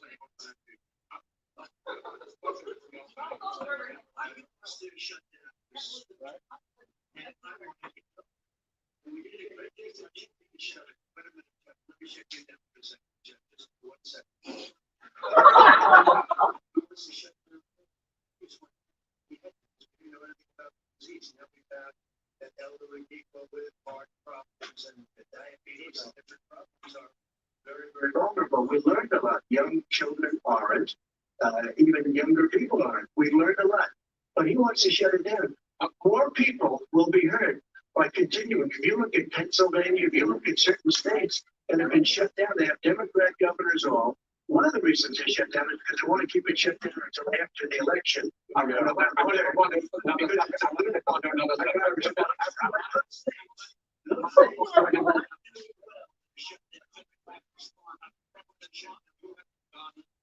To increasingly question the effectiveness of masks as a disease preventer. And in fact, recently you have cited the issue of waiters touching their masks and touching plates. Are you questioning the efficacy of You have to understand, if you look, I mean, I have a mask right here. I'll put the mask on, when I think tonight, as an example, everybody's had a test and social distancing and all of the things that you have to, but I wear masks when needed. When needed, I wear a mask. Okay, let me ask. I don't wear a mask like him. Every time you see him, he's got a mask. He could be speaking 200 feet away from you. He shows up with a big mask.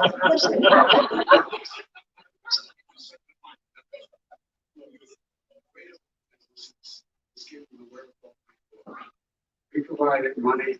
I was asking you, sir, about that.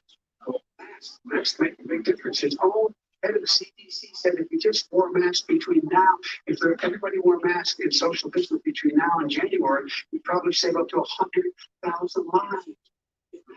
They've also said the opposite. They've also said no serious person said the opposite. No serious. Dr. Fauci said the opposite. I'm not saying that. We got to put a strong a minute. Change his mind. He said masks. Subject because your different approaches is even affected the way that you have campaigned. President Trump, you're holding large rallies with crowds packed together, thousands of people. Outside, yes, sir, agreed. Vice President Biden, you are holding much smaller events, which nobody will show up. People.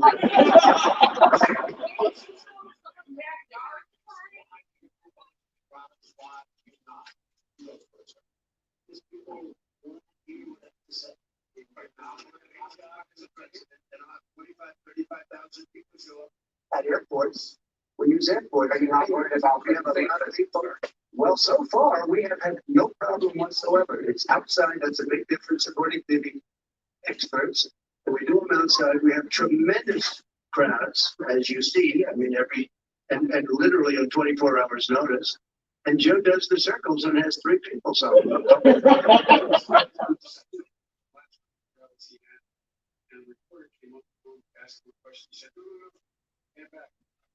Mask. Mask. Have you been tested? I'm way far away from those other people. And that's what he said. I can't. I'm going to be okay. He's not worried about you. He's not worried about the people out there breathing one. We've had no negative effect. No negative effect. We've had no negative effect. And we've had 35, 40,000 people. One of these. Just let's finish up because I want to move on to our next. Yes, he's been totally irresponsible the way in which he has handled the social distancing and people wearing masks. Basically encourage you not to. All right, and he's a fool. If you could get the crowds, you would have done the same thing. But you can't. Nobody can. I'm not going to.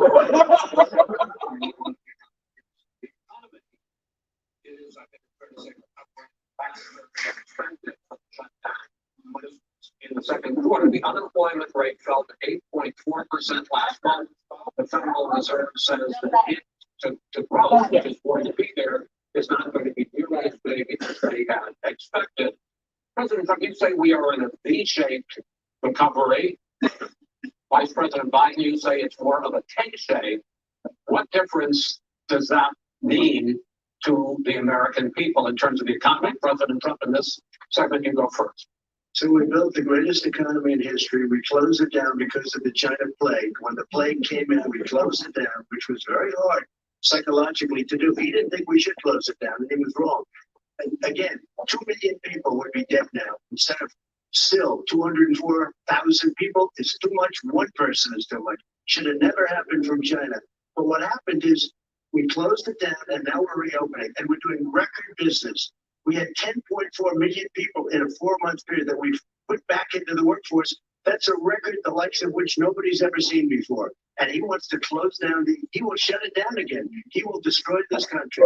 You know, a lot of people between drugs and alcohol and depression, when you start shutting it down, you take a look at what's happening in some of your Democrat-run states where they have these tough shutdowns. And I'm telling you, it's because they don't want to open it. One of them came out last week. We saw that.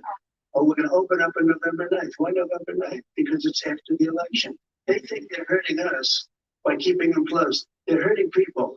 People know what to do. They can social distance. They can wash their hands. They can wear masks. They can do whatever they want. But they got to open these states up. When you look at North Carolina, when you look at these governors are under siege, Pennsylvania, Michigan, and a couple of others, you got to open these states up. It's not fair. You're talking about almost, it's like being in prison. And you look at what's going on with divorce, look at what's going on with alcoholism and drugs. It's a very, very sad thing. And he'll close down the whole country. This guy will close down the whole country and destroy our country. Our country is coming back incredibly well, setting records as it does it. We don't need somebody to come in and say, let's shut it down. All right, your 2 minutes, sir. We're now moved to you. As I said, posing the question, the president says it's a V-shaped recovery. You say it's a K-shaped recovery. What's the difference? The difference is billionaires and billionaires like you over crisis done very well. Other billionaires already have made another $300 billion because of his profligate tax. They only focus on the market. But you folks at home, you folks living in Scranton and Claymont and all the small towns and working class towns in America, how are you doing? This guy paid, well, a total of $750 in tax. Wait, no, sir, it's just, you've agreed to the 2 minutes, so please let him have it. I get my time back.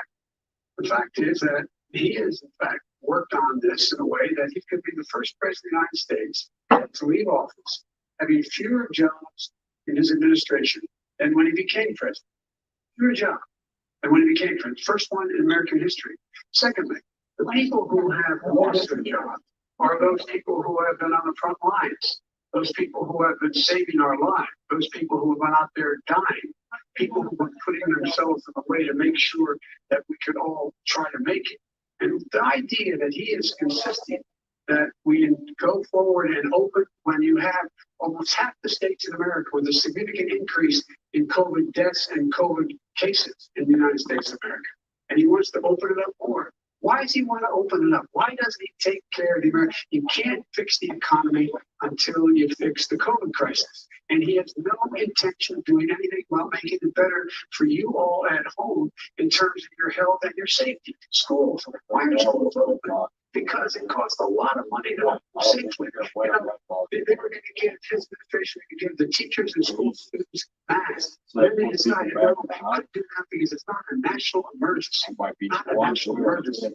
They've done nothing to help small businesses. Nothing. They're closing. 1 in 6 is now gone. You want to give the job and take care of the needs of the American people so we can open safe.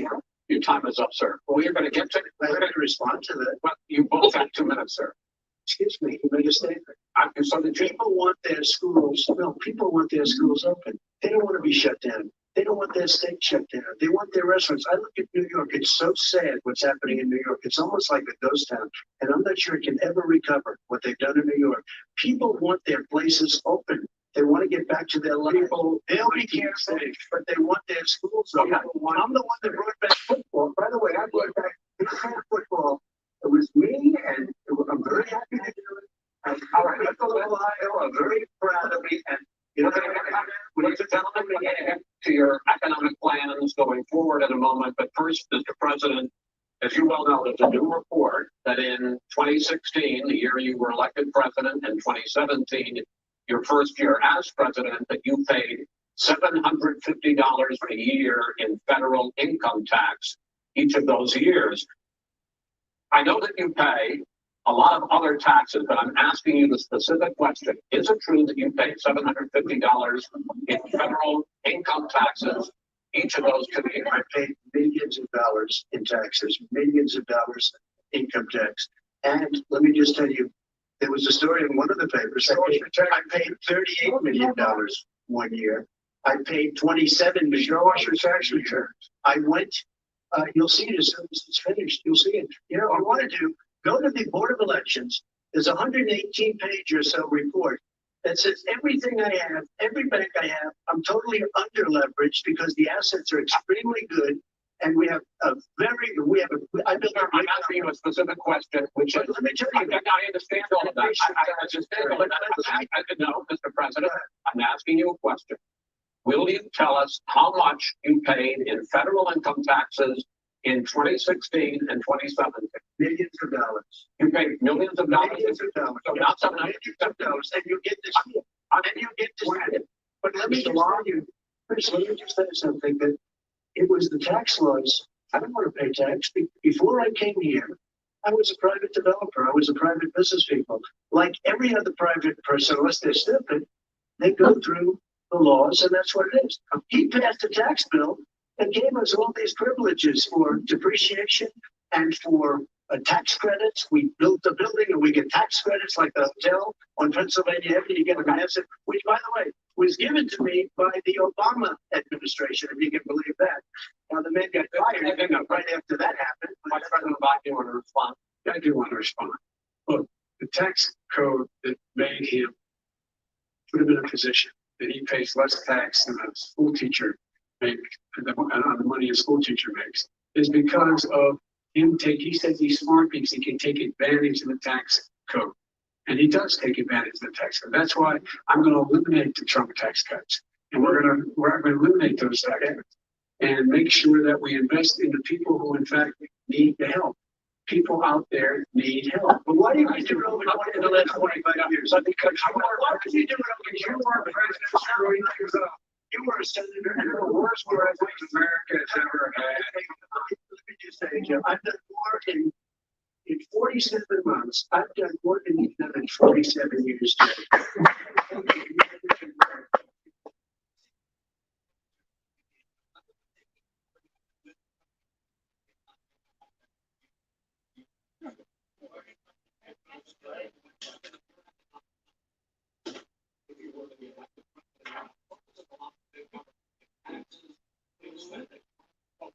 On the taxes, you propose more than $4 billion over a decade in new taxes on individuals making more than $400,000 a year and on corporations. President Trump says that kind of an increase in taxes is going to hurt the economy as it's just coming out of a recession. Well, just take a look at what that's the analysis done by Wall Street firms. Points out that my economic plan creates 7 million more jobs than it is in 4 years. Just a $1 trillion because of the people buying America. And we're going to make this federal government spend $600 billion a year on everything ships to the table, top buildings, and on the microphones. We're going to make sure that every penny of that has to be paid by companies from talking about taxes now. Well, by the way, I'm going to eliminate significant of the tax. I'm going to make the corporate tax 28%. It's 21%.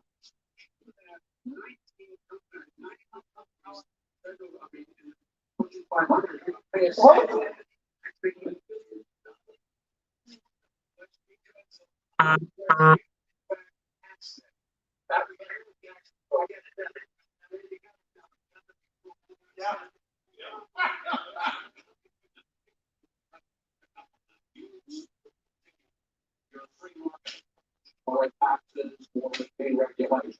Not lower taxes.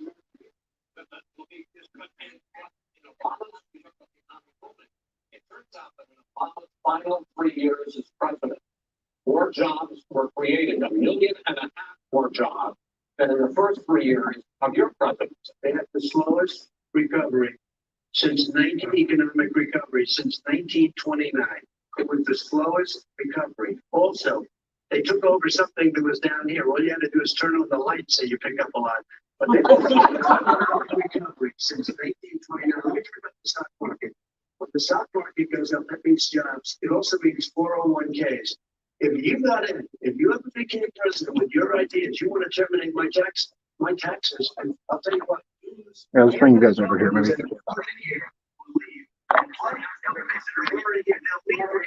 supervisors have, they will leave, and you will have an impression like Scotland, which you've never seen. We prepared the worst recession, short of depression in American history. I was asked to bring it back. We were able to have an economic recovery that creates a tremendous.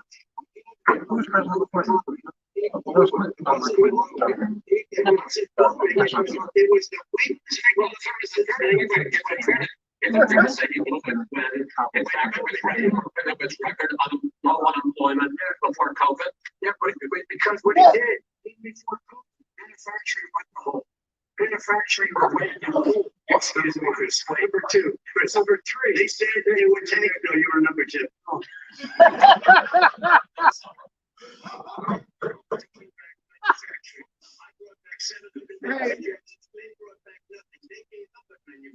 Yeah. Yeah. Magic wand, remember? Mhm.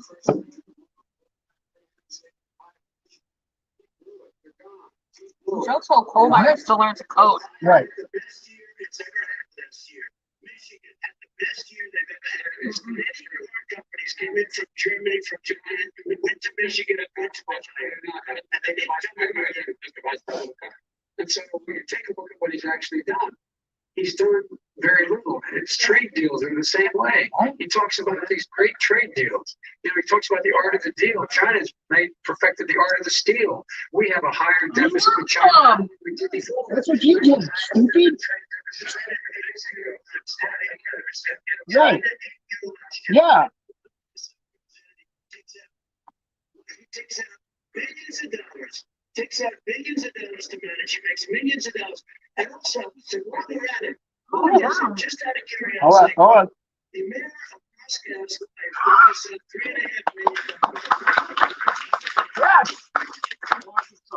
$3.5 million. Open the door right to that.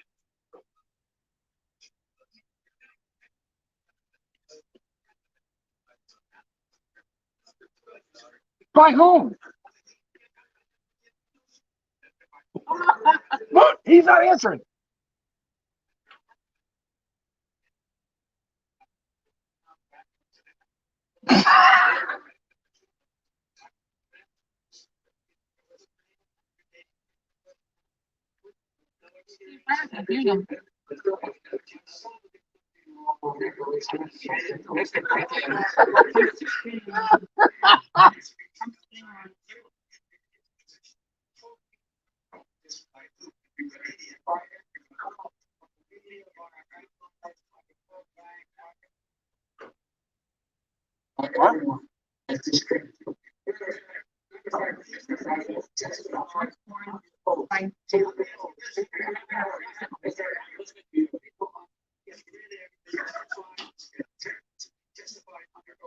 Administration said, I did my job and I did it very well.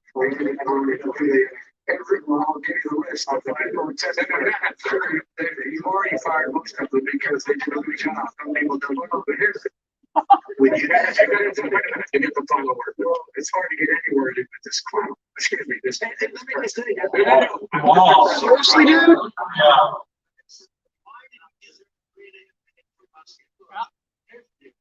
We want to talk about families and ethics. I don't want to do that. I mean, his family, Of course not. His family's all right. My family is a fortune for coming down and helping us with government. Wow.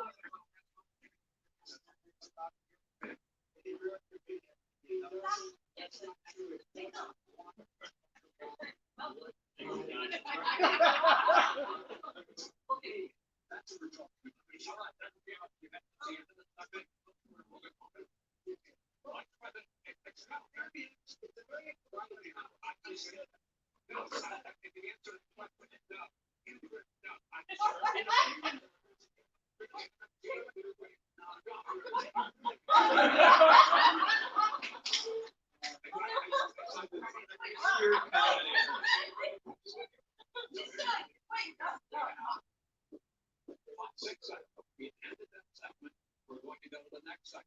In that segment, you each are going to have 2 uninterrupted moments.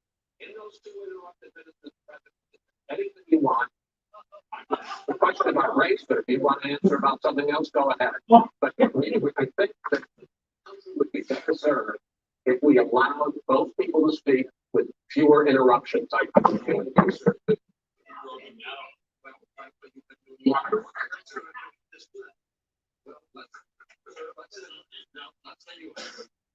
please continue on. The issue of race. Vice President Biden, you say President Trump's response to the violence in Charlottesville 3 years ago, when he talked about very fine people on both sides, was what directly led you to launch this run for president. President Trump, you have often said you believe you have done for Black Americans than any president, with the possible exception of Abraham Lincoln. My question for the two of you is, why should voters trust you rather than your opponent to deal with the race issues facing this country over the next 4 years? Vice President Biden, you go first. It's about equity and equality. It's about decency. It's about the Constitution. And we have never walked away from trying to require equity for everyone, equality for the whole America. But we've never accomplished it. But we've never walked away from it like he has done.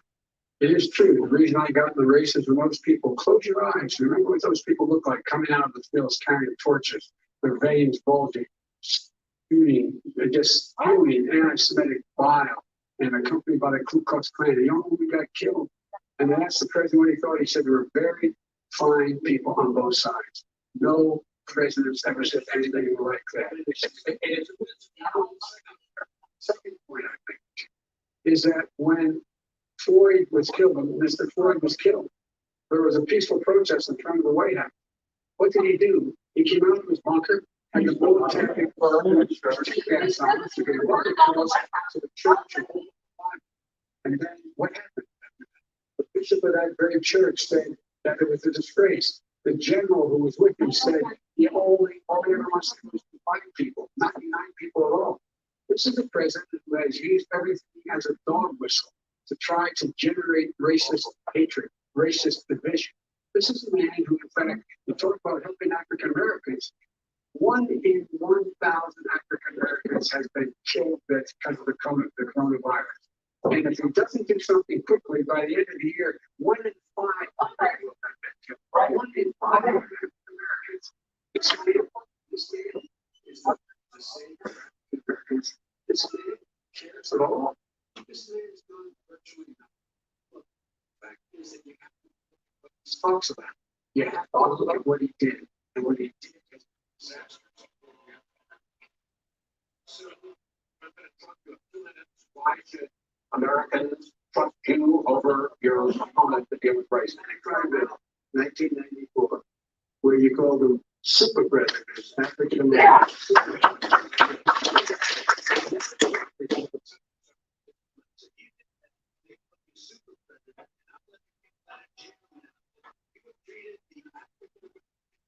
Population, you treated the Black community about as bad as anybody in this country. You did the 1990, and that's why, if you look at the polls, I think it's better than any Republican in this country, because they saw what you did. You called them super predators, and you've called them worse than that. When you look back at your testimony, you called them worse than that as far as the church is concerned, and as far as the generals are concerned. We just got the support of 250 military leaders and generals. Total support.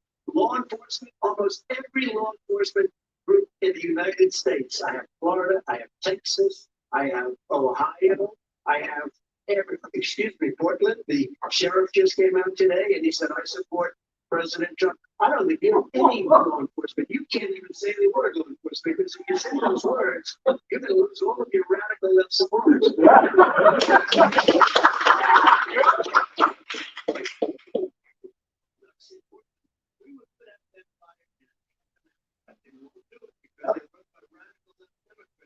If you look at Chicago, if you look at any place you want to look, Seattle, they heard we were coming in the following day and they put up their hands and we got back Seattle. Minneapolis, we got it back, Joe, because we believe in law and order, but you don't. The top 10 cities and just about the top 40 cities are run by Democrats and in many cases radical left, and they've got you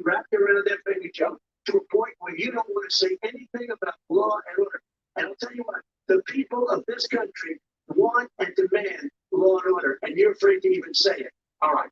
I'm gonna return to the topic.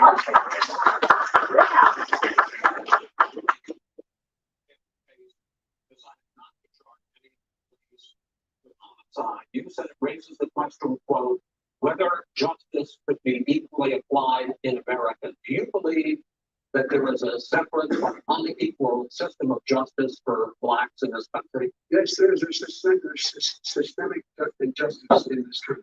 In education.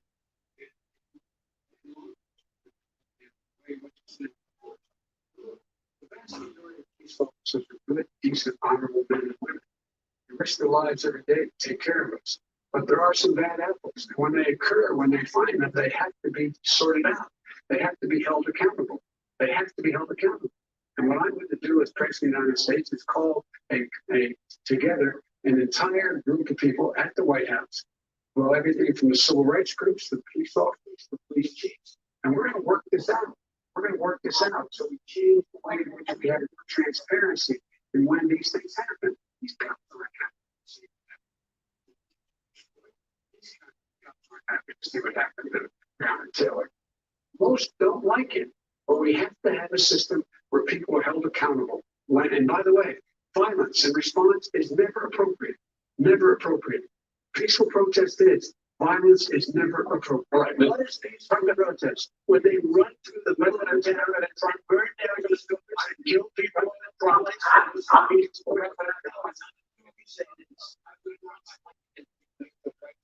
We're going to get to the issue of law and order in a moment.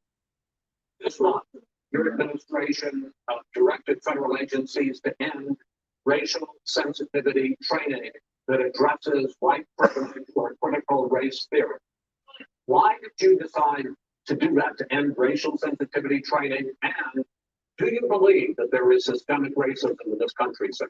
I ended it because it's racist. I ended it because a lot of people were complaining that they were asked to do things that were absolutely insane, that it was a radical revolution that was taking place in our military, in our schools, all over the place, and you know it, and so does everybody else. And he would know. What is racial sensitivity training? If you were a certain person who had no status in life, it was sort of a reversal.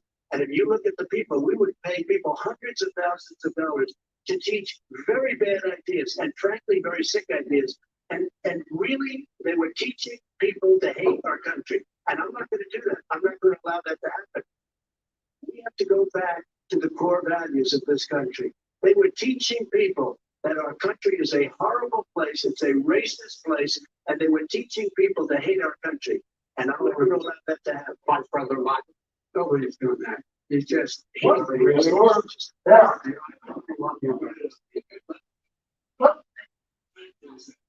there is racial insensitivity. People have to be made aware of what other people feel like, what insults, what is demeaning to them.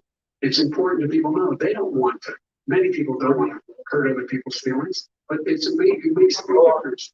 It makes a gigantic difference in the way a child is able to grow up and have a sense of self-esteem. It's a little bit like how this guy and his friends look down on so many people. They look down their nose on people like Irish Catholics like me who grow up in Scranton. They look down on people who don't have money. In fact,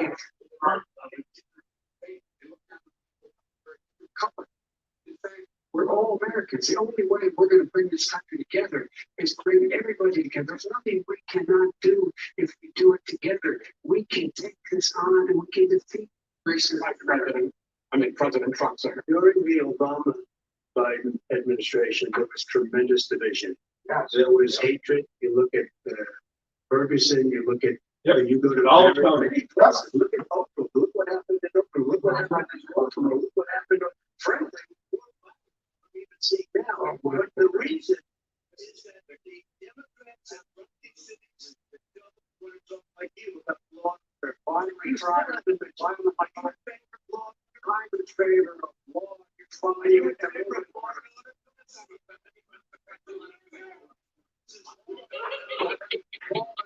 Justice. People get treated fairly.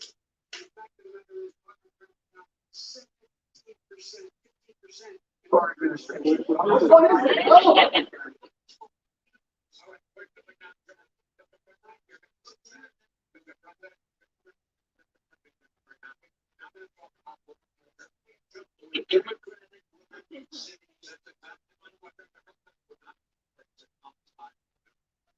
This summer particularly, and you often blame that on Democratic mayors and Democratic governors, but in fact there have been equivalent spikes in Republican-led cities like Tulsa and Fort Worth. So the question is this really a party issue? I think it's a party issue. You could bring in a couple of examples, but if you look at Chicago, what's going on in Chicago, where 53 people were shot and 8 died shot. If you look at New York, where it's going up like nobody's ever seen anything, the numbers are going up 100, 150, 200% of crime. It's crazy what's going on. And he doesn't want to say law and order because he can't, because he'll lose his radical left supporters. And once he does that, it's over. But if he ever got to run this country and they ran it the way he would want to run it, we would have our suburbs would be gone. By the way, our suburbs would be gone. And you would see problems like you never see a suburb unless he took a wrong turn. Well, I know suburbs. I would raise in the suburb. Suburbs are prime. Your kids in soccer practice and they're black and white and Hispanic in the same car as there have been any time in the past. What's your business rate in the suburbs and their safety? It's expanded. COVID, they're dying in the suburbs. It's having to deal with the environment. They're being flooded. They're being burned out because that's why the suburbs are in trouble. I do want to talk about this issue and in the joint recommendation that came from Bernie Sanders task force, you talk about, quote, reimagining policing. There we go. First of all, what does reimagining policing mean, and do you support? Let me, if I might finish the question. What does reimagining policing mean, and do you support the Black Lives Matter call for community control of policing? Look, what I support is the police having the opportunity to deal with the problems they face. And I'm not totally opposed to defunding the police officers. Police officers.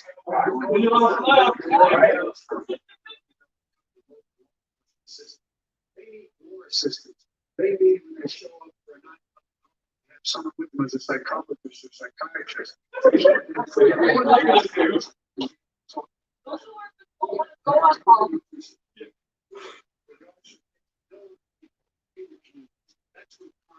went down. It didn't go up, it went down. And so we have to be ready for what they're talking about. That's not what I heard. That's not that. That is not true. He doesn't have any law. He has no law. That's not the law. All right, what do you have? They one group that supports you. They one group that came out and supported.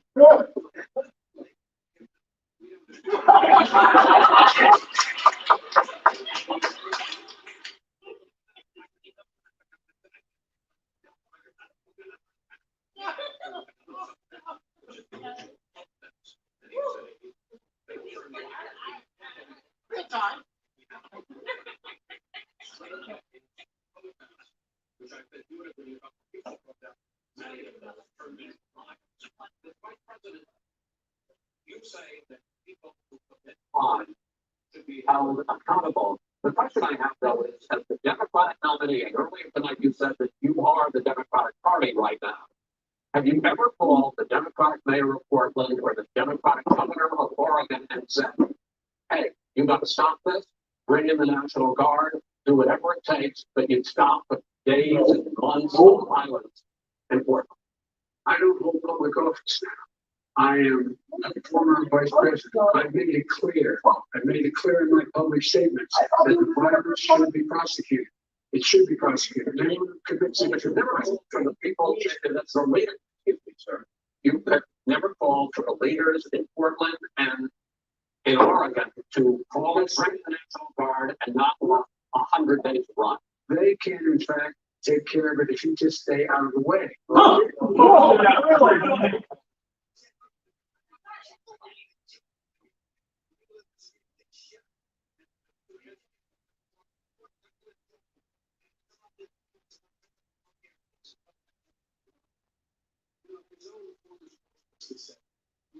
Riots and chaos and violence help us cause. That's what this is all about. I do. Oh. She said, it's a not what basically the point is that that's what he must keep trying to rock all. He doesn't want to come bigger. Instead of going in and talking to people and saying, let's get everybody together, figure out how to deal with this. What's he do? He just pours gasoline in the fire constantly and every single solitary. Okay, and to end this, button up this segment, I'm going to give you a minute to answer, sir. You have repeatedly criticized. Answer this. No, you have repeatedly. You've been talking about a statement. I'm asking you. What's the case? We very quickly can do that, but I'm saying. Okay, but I don't want to accept the name. You have repeatedly criticized the vice president for not specifically calling out Antifa and other left-wing extremist groups. But are you willing tonight to condemn white supremacists and militia groups and to say that they need to stand down and not add to the violence in a number of these cities, as we saw in Kenosha and as we've seen in Portland? Are you prepared to do that? I would say almost everything I see is from the left wing, not from the right. So what do you say? I'm willing to do anything I want to see. Let's do it, sir. All right, do it. Say it. You want to call him? What do you want to call him? Give me a name. Give me a name. Stand back and stand by. But I'll tell you what. Somebody's got to do something about Antifa and the left, because this is not a right wing movement. This is a left. This is a left white supremacist. Antifa is an idea, not an organization.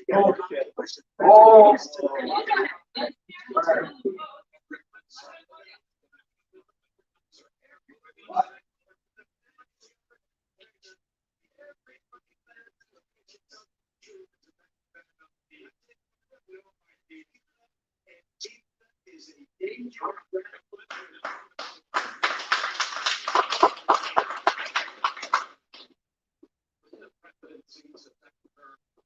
Is generally resurrected upon his right.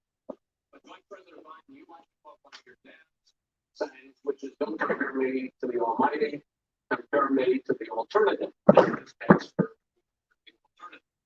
Looking at both of your records, I'm going to ask each of you, why should voters elect you president over your opponent? In this segment, President Trump, you go first, 2 minutes. Because there has never been an administration or president who has done more than I've done in a period of 3.5 years. And that's despite the impeachment hoax. And you saw what happened today with Hillary Clinton, where it was a whole big con job. But despite going through all of these things, where I had to fight both flanks and behind me and above, there has never been an administration that's done what I've done. The greatest, before COVID came in, the greatest economy in history, lowest unemployment numbers. Everything was good. Everything was good. By the way, there was unity. People were calling me for the first time in years. And they were saying, it's time. And then after we got hit, a rebuilding of the military, including Space Force and all of the other things. In fixing of the VA, which was a mess under him. 308,000 people died because they didn't have proper health care. He was a mess. And we now got a 91% approval rating at the VA, our vets. We take care of our vets. But we've rebuilt our military. The job that we've done, and I'll tell you something, some people say maybe the most important. By the end of the first term, I'll have approximately 300 federal judges and Court of Appeals judges, 300, and hopefully 3 great Supreme Court judges, justices. That is a record, the likes of which very few people, and you know one of the reasons I have so many judges? Because President Obama and him left me 128 judges to fill. When you leave office, you don't leave any judges. That's like, you just don't do that. They left 128 openings, and if I were a member of his party, because they have a little bit of philosophy, I'd say if you left us 128 openings, you can't be a good president.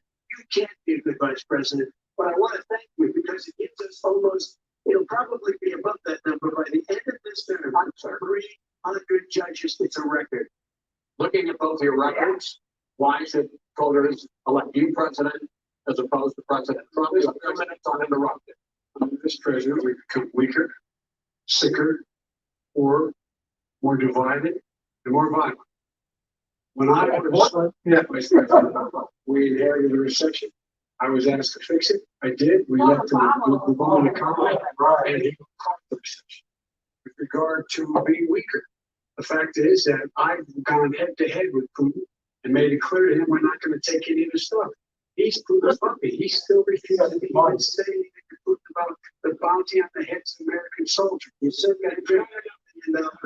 And, by the way, The president agreed that both sides would get 2-minute answers uninterrupted. Well, your side agreed to it, and why don't you observe what your campaign agreed to as a ground rule, okay, sir? he never keeps the word. No, I'm not saying that. It's a rhetorical question. You don't have 30 seconds. Yeah, yes, I have. All right.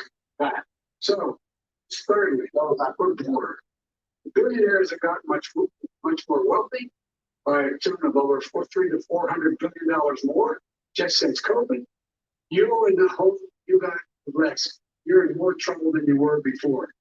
In terms of being more violent, when we were in office, there were 15% less violence in America than there is today. He's president of the United States. It's on his watch. And with regard to more divided, the nation can't stay divided. We can't be this way. And speaking of my son, the way you talk about the military, the way you talk about them being losers and just being suckers. My son was in Iraq. He spent a year there. He got the Bronze Star, got his Conspicuous Service Medal. He was not a loser. He was a patriot. And the people left behind there. Yeah, the conspicuous service. That's a good one. Yeah. That's a very high honor.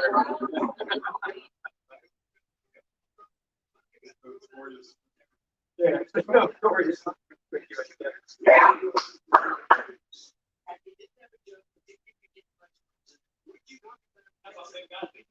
It doesn't matter.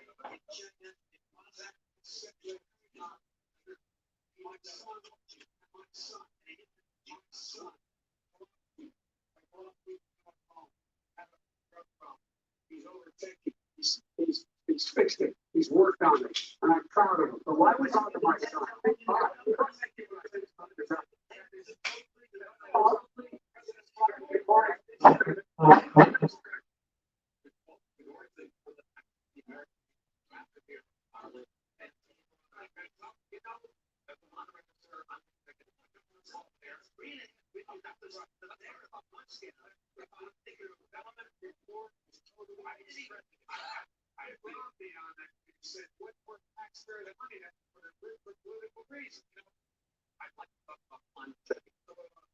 Okay. The forest fires in the West are raging now. They have burned millions of acres. They have displaced hundreds of thousands of people. When state officials there blame the fires on climate change, Mr. President, you said, I don't think the science knows. Over your 4 years, you have pulled the U.S. out of the Paris Climate Accord. You have rolled back a number of Obama environmental records. What do you believe about the science of climate change? And what will you do in the next 4 years to confront it? I want crystal clean water and air. I want beautiful clean air. We have now the lowest carbon. If you look at our numbers right now, we are doing phenomenally. But I haven't destroyed our businesses. Our businesses aren't put out of commission. If you look at the Paris Accord, it was a disaster from our standpoint. And people are actually very happy about what's going on because our businesses are doing well. As far as the fires are concerned, you need forest management in addition to everything else. The forest floors are loaded up with trees, dead trees that are years old, and they're like tinder, and leaves and everything else. You drop a cigarette and then the whole forest burns in. You've got to have forest management. What do you believe about the science of climate change? I believe that we have to do everything we can to have immaculate air, immaculate water, and do whatever else we can. We're planting a billion trees, the Billion Tree Project, and it's very exciting. That human pollution, greenhouse gas emissions contributes to the global warming of I the think planet? a lot of things do, but I think to an extent, yes. I think to an extent, yes. But I also think we have to do better management of our forests. Every year, I get the call, California's burning, California's burning. Right? That was the thing. If you had forest management, good forest management, you wouldn't be getting those calls. You know, in Europe, they live their forest cities. They call forest cities. They maintain their forests. They manage their forests. I was with the head of a major country. It's a forest city. He said, sir, we have trees that are far more, they ignite much easier than California. There shouldn't be that problem. I spoke with the governor about it. I'm getting along very well with the governor. But I said, you know, at some point, you can't every year have hundreds of thousands of acres of land just burned to the ground. So that's burning down because of a lack of. But if you believe in the science of climate change, why have you rolled back the Obama clean power plan, which limited carbon emissions in power plants? Why have you relaxed? Who is driving energy prices through the sky? Why have you relaxed fuel economy standards that are going to create more pollution from cars? Not only because what's happening is the car is much less expensive and it's a much safer car. And you're talking about a tiny difference. And then what would happen because of the cost of the car, you would have at least double and triple the number of cars purchased. We have the old slugs out there that are 10, 12 years old. If you did that, the car would be safer. It would be much cheaper. But in California, they simply take a lot of cars off the market because people would be able to afford a car. Now, so, and by the way, we're going to see how that turns out. But a lot of people agree with me, many people. The car has gotten so expensive because they have computers all over the place for an extra little bit of gasoline. And I'm okay with electric cars too. I think I'm all for electric cars. I give it big incentives for electric cars. But what they've done in California is just crazy. Vice President Biden, I'd like you to respond to the president's climate change record, but I also want to ask you about a concern. You proposed $2 trillion in green jobs. You talk about new limits, not abolishing, but new limits on fracking, ending the use of fossil fuels to generate electricity by 2035, and zero net emission of greenhouse gases by 2050. The president says a lot of these things would tank the economy and cost millions of jobs. It's absolutely wrong, number one. Number two, if in fact, when during our administration recovery act, I was able to bring down the cost of renewable energy to cheaper than or as cheap as coal and gas and oil. Nobody's going to build another coal-fired plant in America. No one's going to build another coal-fired plant in America. They're going to move to number two, really make sure that we're going to take the federal fuel and turn it into making sure we have 500,000 charging stations and all the highways that we're going to be building in the future. We're going to build a economy that, in fact, is going to provide for the ability to take 4 billion buildings and make sure that they, in fact, are weatherized in a way that, in fact, they'll emit significantly less gas and oil because the heat will not be burned out. There's so many things that we can do now to create economy zero.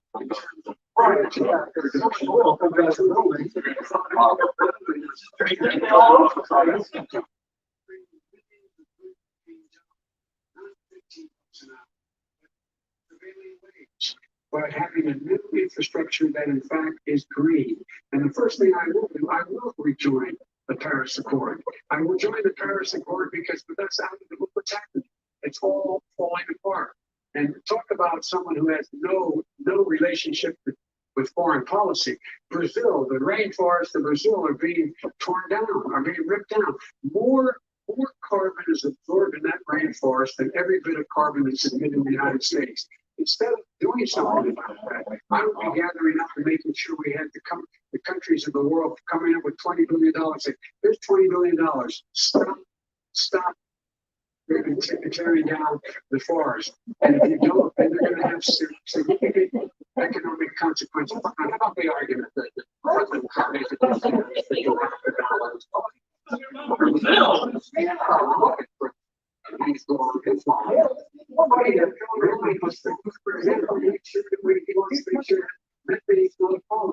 you can now emit more methane without problem. Nothing. This is a guy who says that you don't have to have Miley Sanders for automobiles like it exists now. This is a guy who says that. Well, it's all true, but here's the thing about the Canadian deal. And it's not 2 billion or 20 billion as you say. It's $100 trillion. I'm talking about where they want to rip down buildings and rebuild the building. It's the airplanes are out of business. There are 2-car systems around where they want to take out the cows, not.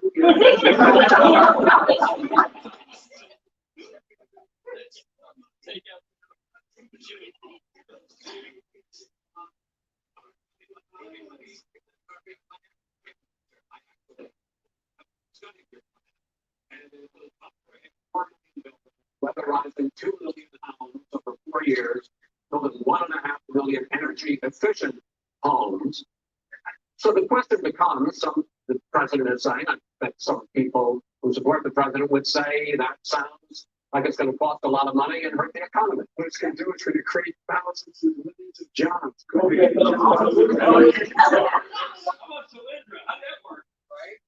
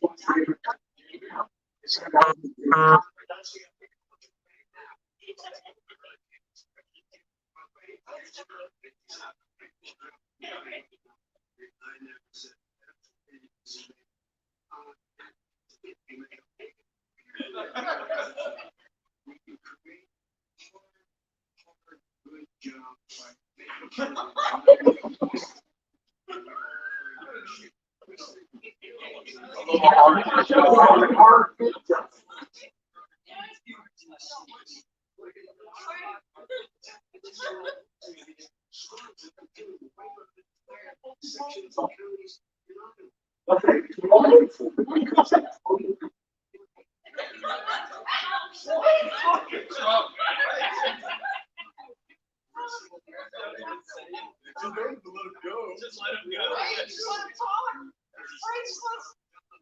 So why didn't he do it? Why didn't he get China sends up real good Russia does supposed to be good. The Green New Deal is $100 trillion. That's money for that's free.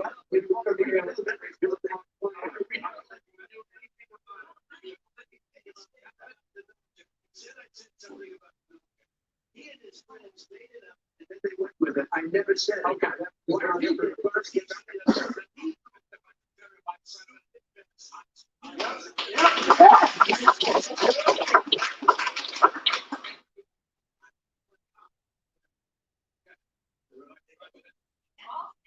that's the final question.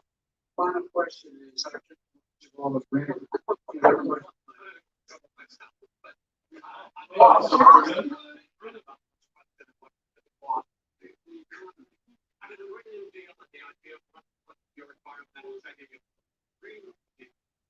pay for itself as we move forward. We don't have plans that, in fact, are great political plans. You think, well, yeah, you go up there. Yes, support. No, I don't support the big one. Oh, yeah.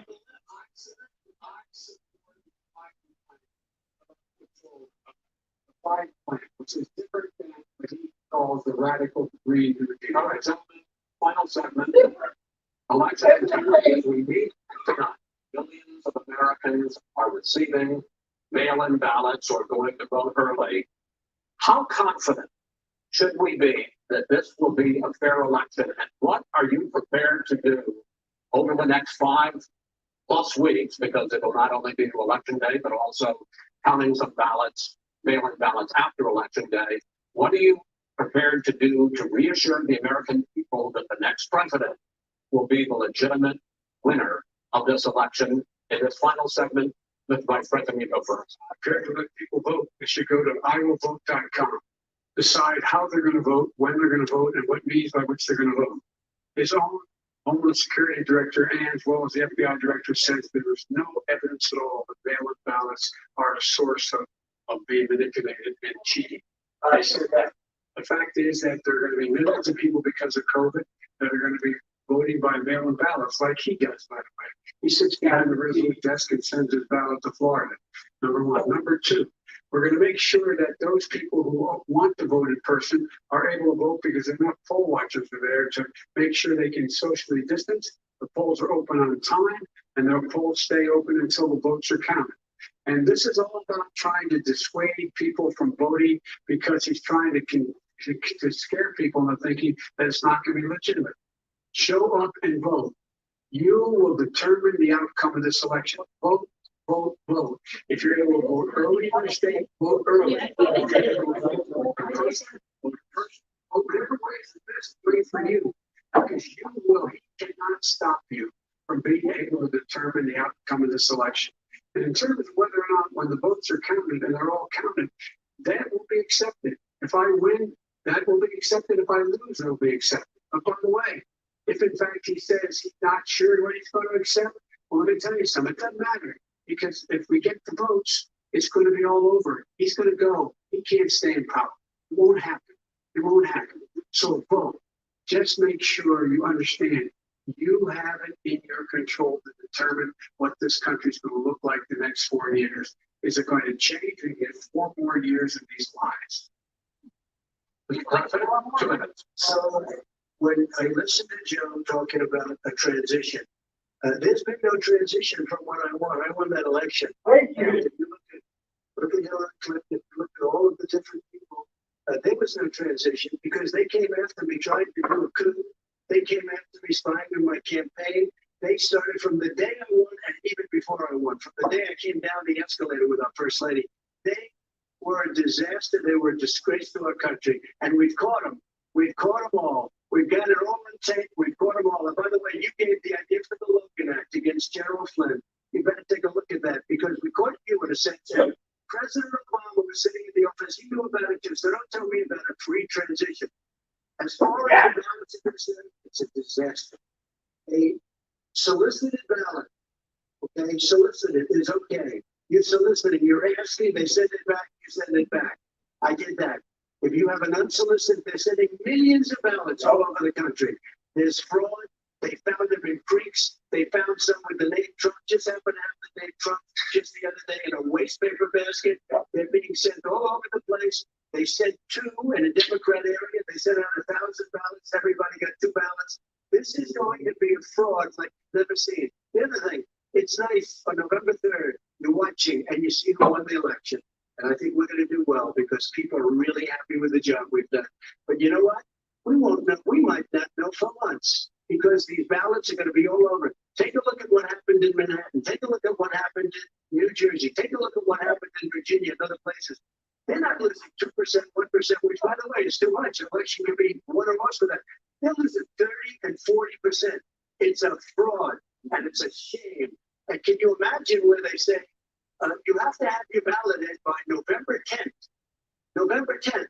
That means that's 7 days after the election, or theory, should have been announced. Okay. We have major states with that. All run by Democrats.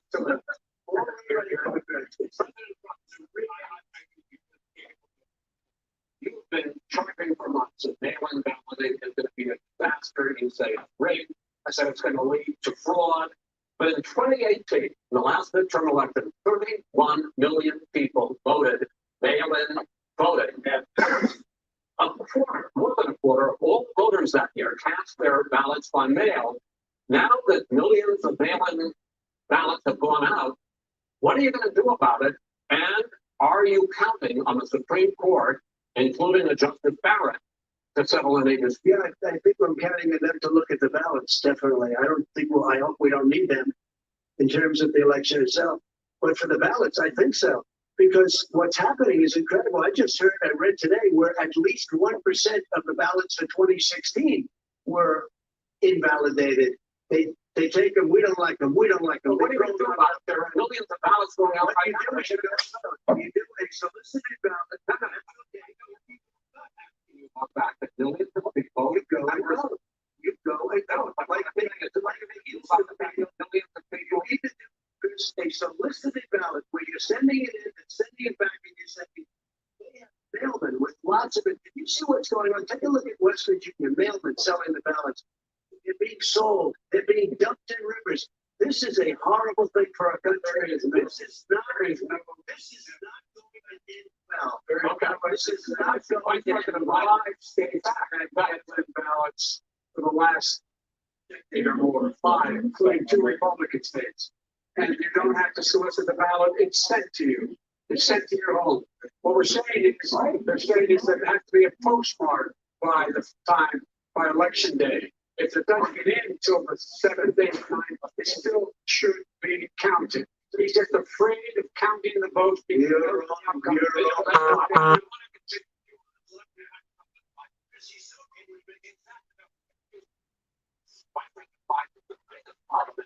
over the years, the mail-in voting has not been flawed historically. It's been sizable numbers, sometimes hundreds of thousands of ballots are thrown out because they have not been properly filled out, or there is some other irregularity. And so the question I have is, are you concerned that the Supreme Court for the Justice Barrett will settle any dispute? I'm concerned that any court would settle this because here's the deal. When you get a ballot and you fill it out, you're supposed to have an affidavit. If you didn't know, you have someone say that this is me. You should be able to, if in fact you can verify that's you before the ballot is thrown out, that's sufficient to be able to count the ballot if someone made a mistake and not in the correct eye. Who they voted for, testify, say who they voted for, say it's you, that is totally legitimate.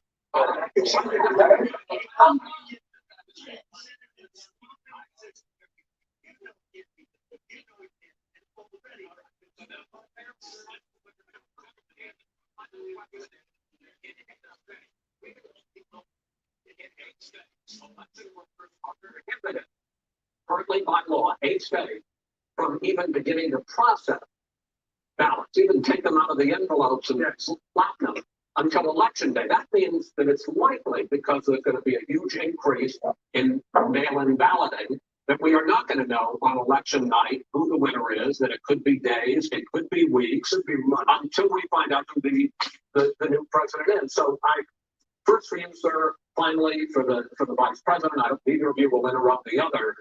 Will you urge your supporters to stay calm during this extended period, not to engage in any civil unrest, and will you pledge tonight that you will not declare victory until the election has been independently certified? President Trump, I'm urging my supporters to go into the polls and watch very carefully, because that's what has to happen. I am urging them to do it. As you know, today there was a big problem. In Philadelphia, they went in to watch. They're called poll watchers, a very safe, very nice thing. They were thrown out. They weren't allowed to watch. You know why? Because bad things happen in Philadelphia, bad things. And I am urging, I am urging, it's going to be fair, it's a fair election. I am 100% if I see tens of thousands of ballots being manipulated, I can't. Now, can we put a down?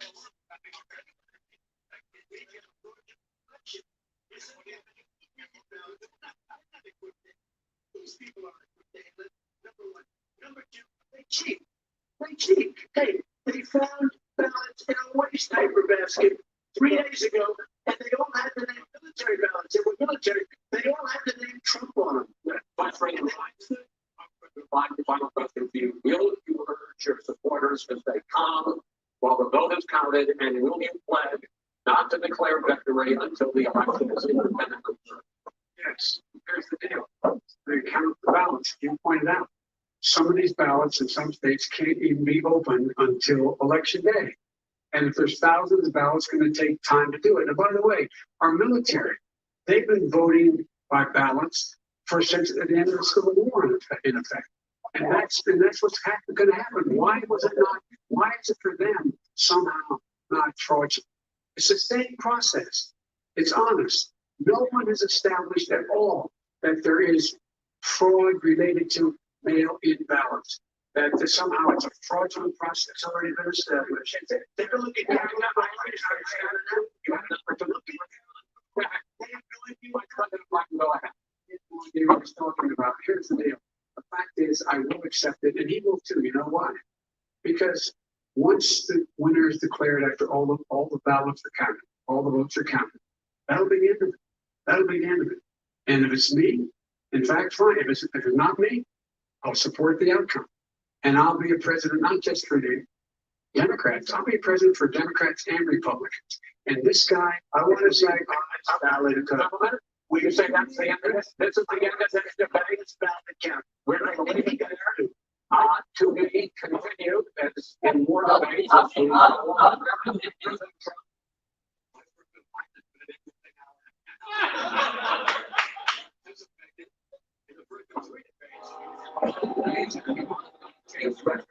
University. About the commission presidential.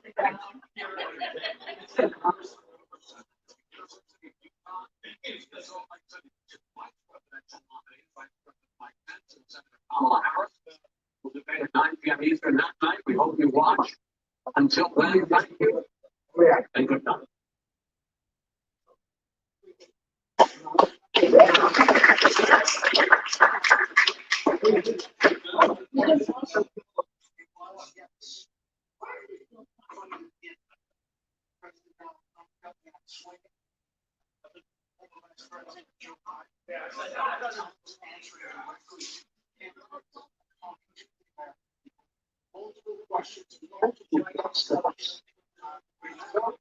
covered a lot of territory, Mark, in a very fiery time. First of all,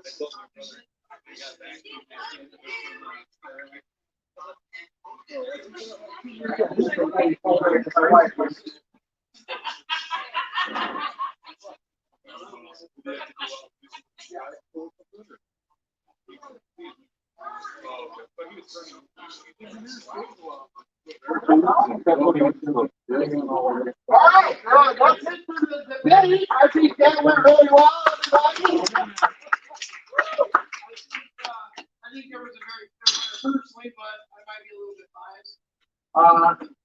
I think it was personally very amusing watching Vice President Biden stumbling over his words, like we've all come to expect, and misquoting numbers and all kinds of stuff like that. Anyway, we got a couple of things to wrap up real quick.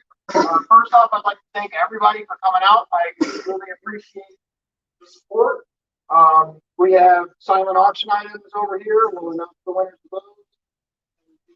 And we've got a special treat. For those of you not familiar with Evolution, I blame him. For I went to his event, and his wife had some big fruits. And that was it. That was all she wrote. I told my wife about him, and I haven't been able to stop going. They make the most amazing chocolate and other confection. The guy's a master. He really is. Yes. This is a chocolate. Like now, isn't it cool?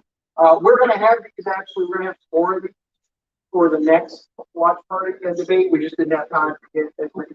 I was gonna put one. Right. I'm just right.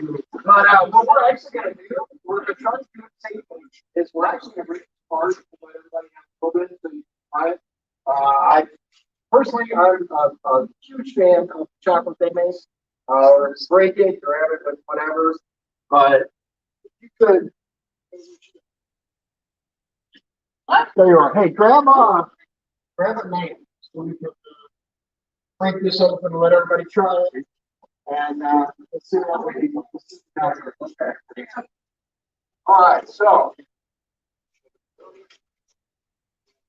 Okay, so Paula looks like Paula is the winner of the chocolate Eiffel Tower. For those of you who are not familiar with it, it's 41% Belgian milk chocolate, and it is the tallest chocolate Eiffel.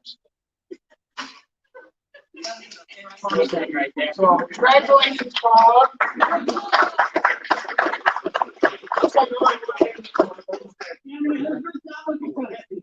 Okay,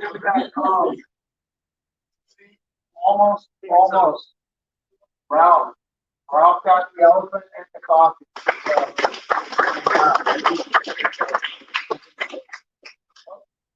You do it? Like to do everything.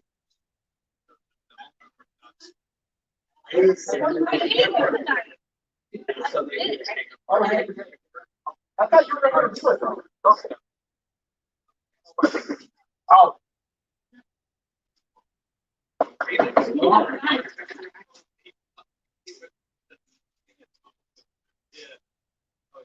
Yeah.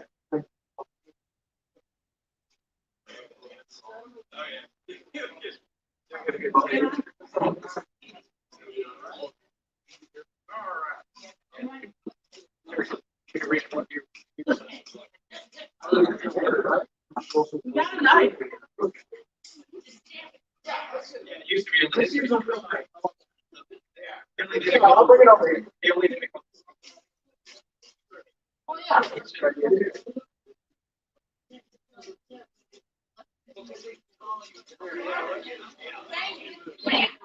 Yeah, that's a good thing.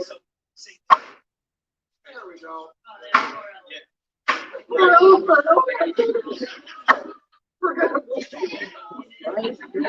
All right, there you go.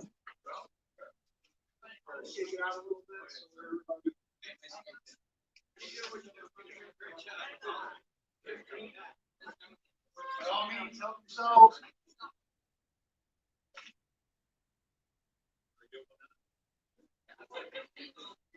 All right.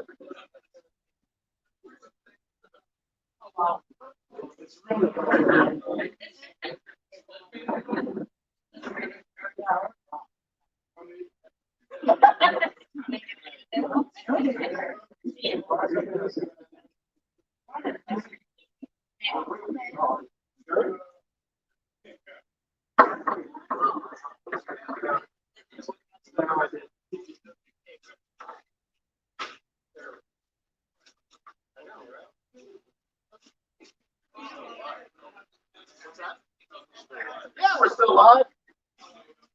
All right, so we broke the elephant. For those of you who are watching who will be joining us for Westville being the next debate, we will have more elephants.